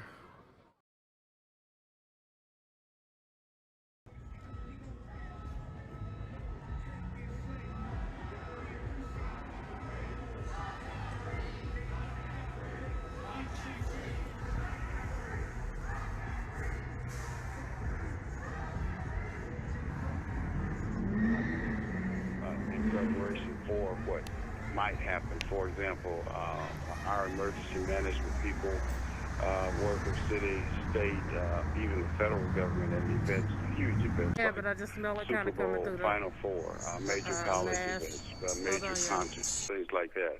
But our role specifically through the sheriff is the Fulton County Jail, and we do have capacity there based on some actions that we've taken over the past several weeks. If this continues to spread into tomorrow and the next day, does the state need to get involved, do you think? Does there need to be a bigger show of force here to protect people? I think it's been handled very professionally tonight, thanks to the city of Atlanta. I mean, so far, so good. And it's my understanding that Governor Kemp has offered the assistance of the state should it be necessary. And I think that if it becomes necessary, I'm certain that Mayor Bottoms won't hesitate to call upon Fulton County, first of all, and then second of all, call on the state of Georgia. We're talking with the Fulton County Commission Chair, Rob Pitts, who has lived in Atlanta a very, very long time, knows this city, this county, this region as good as anybody. Is everyone looped in tonight as far as government goes? In other words, is everybody sort of going to mobilize and gather to see what sort of expertise they could share, given the newness of this and potentially the escalating violence of it? I can't speak to the others, but I can say, though, that Fulton County is ready, willing, and able and very prepared to assist in any way that we can. That I can speak with all certainty. Do you believe that there's a generational change in these kinds of protests? You know, tonight I have heard, you know, I spoke with Ambassador Young a number of hours ago where he was talking about Reverend Orange and Reverend Williams and the civil rights movement of the 1960s and all of the protests into the 70s and all of the strides that had been made post-segregation in this area. But there is that generation that is younger now that may not have a sense of history or a sense other than being outraged and wanting to respond. And I think something to be said for that. I mean, this generation has not done what those of us went through or witnessed or heard of. And so that therein, I think, lies the difference. They've had it quite easy, quite frankly. And I think one of the unintended consequences from our perspective of the COVID-19, the coronavirus, is that the millennials, for example, got a taste of what it's like not to have the freedom that you once had, not to be able to do the things that you're accustomed to doing. So I do think there is something of a generational thing that's going on here, and I think Ambassador Young was absolutely correct. If there's anyone who has a perspective and the right perspective, it would be Ambassador Young. So there's a little young people are going to have to understand that the world is changing. I would submit to you, though, that I would say that 99.9% of all police officers are police officers for the right reason. But you have bad apples on every force, and from time to time, situations are going to happen unexplainable. Ashley, people are angry. Like what appears to be the case in Minneapolis. So we have to continue to be vigilant, but we also have to. I don't get it. Yes, Allison, there are police outside. They have the riot helmets on. And they did have zip ties, but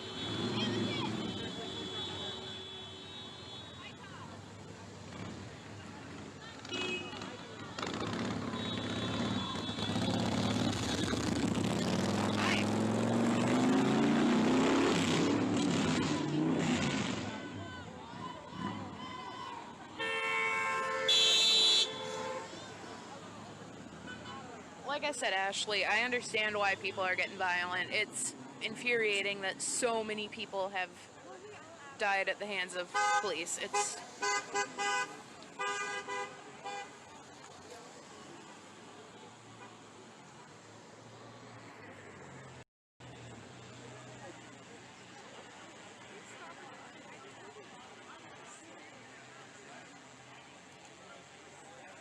cop is crossing the street.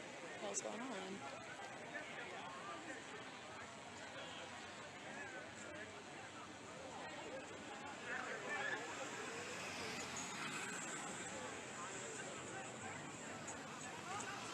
Katie, some are celebrating graduations. That is very, very true. But typically they just let the protesters go through the crowd, and that's, you know, they were really trying to get this under control tonight when they started jumping on the squad cars, and it looked like it just went crazy, it really fast. Because they were just marching and everybody had their signs, and they were, you know, yelling the name of the man that was killed in Minneapolis, and they were shouting his name. They were peacefully protesting, but then you could tell the crowd was really agitated, and they surrounded police officers and were taunting them and screaming them and calling them racist and using some real other derogatory terms and cussing them out. And the officers used great restraint. They sat there as they watched, some of them throwing bottles and rocks at them, and they were told, hold the line, wait. And then when it just got too bad, that's when they started throwing the tear gas. And so that's where the situation we are right now. And again, we just saw an ambulance leave with a fire truck, and we believe that that was the female officer that was transported. Marie, back to you. Rebecca, I wanted to ask, I know we've been watching the shot right now of these officers that are lined up here. I know there's not much of a crowd down by you, is that correct? But I know they're sort of lined up almost as if a group was coming toward them, but I just want to confirm there's not that many people left down there, is that right? And is this still looking like somewhat of a staging area for the officers still downtown? Well, that's kind of what I thought a little while ago, because there are officers that are staged in part of this where I'm at, but these officers were told by their commanders to keep their riot gear on, that they might have some people headed this direction. I overheard him talking to the troops a little while ago. So I believe that they are still prepared for some more protesters to possibly head in this direction. And he did say, look, if these people give you any trouble, if they block the streets or they give you any trouble, that there will be arrests. But so far, as I mentioned earlier, they have not arrested anyone so far that I know of. And I'm talking to, you know, sources all over the department.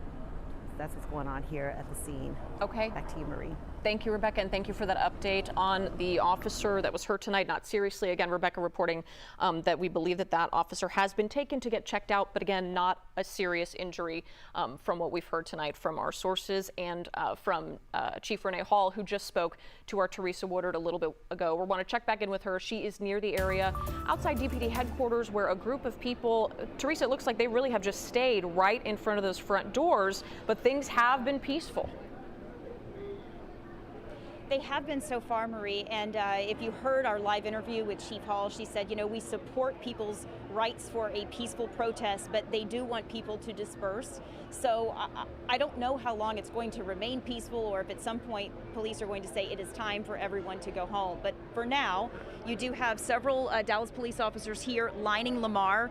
The one thing they have been adamant about is nobody in the street. In fact, we stepped into the street to take a little clip of video, and they told us to get back onto the sidewalk. So they've been adamant about nobody in the street, telling people if they want to cross, they have to use the sidewalk, or rather the crosswalk. But you can see there are people really on each of the corners around DPD headquarters, and then you do have that large group of people that are really just standing outside of the headquarters front doors. And there's a line of Dallas police officers who are also sort of guarding those front doors as well. But the good thing is, it is not really, there's been no chaotic scene. There's been tension. There have been protesters who are certainly raising their voices, yelling things at police officers. You have people who are filming every interaction they have. They're on Facebook Live. They're showing themselves yelling at the police officers. But as of right now, the police officers have shown no reaction. Again, Chief Hall has made it here to DPD headquarters. You saw our live interview with her earlier, and she talked about the problem that really hit in downtown Dallas was when the property damage started. She told us that bricks started being thrown at police cars. We were standing right beside one of the police cars that had a shattered window. She said that a brick was thrown in her direction.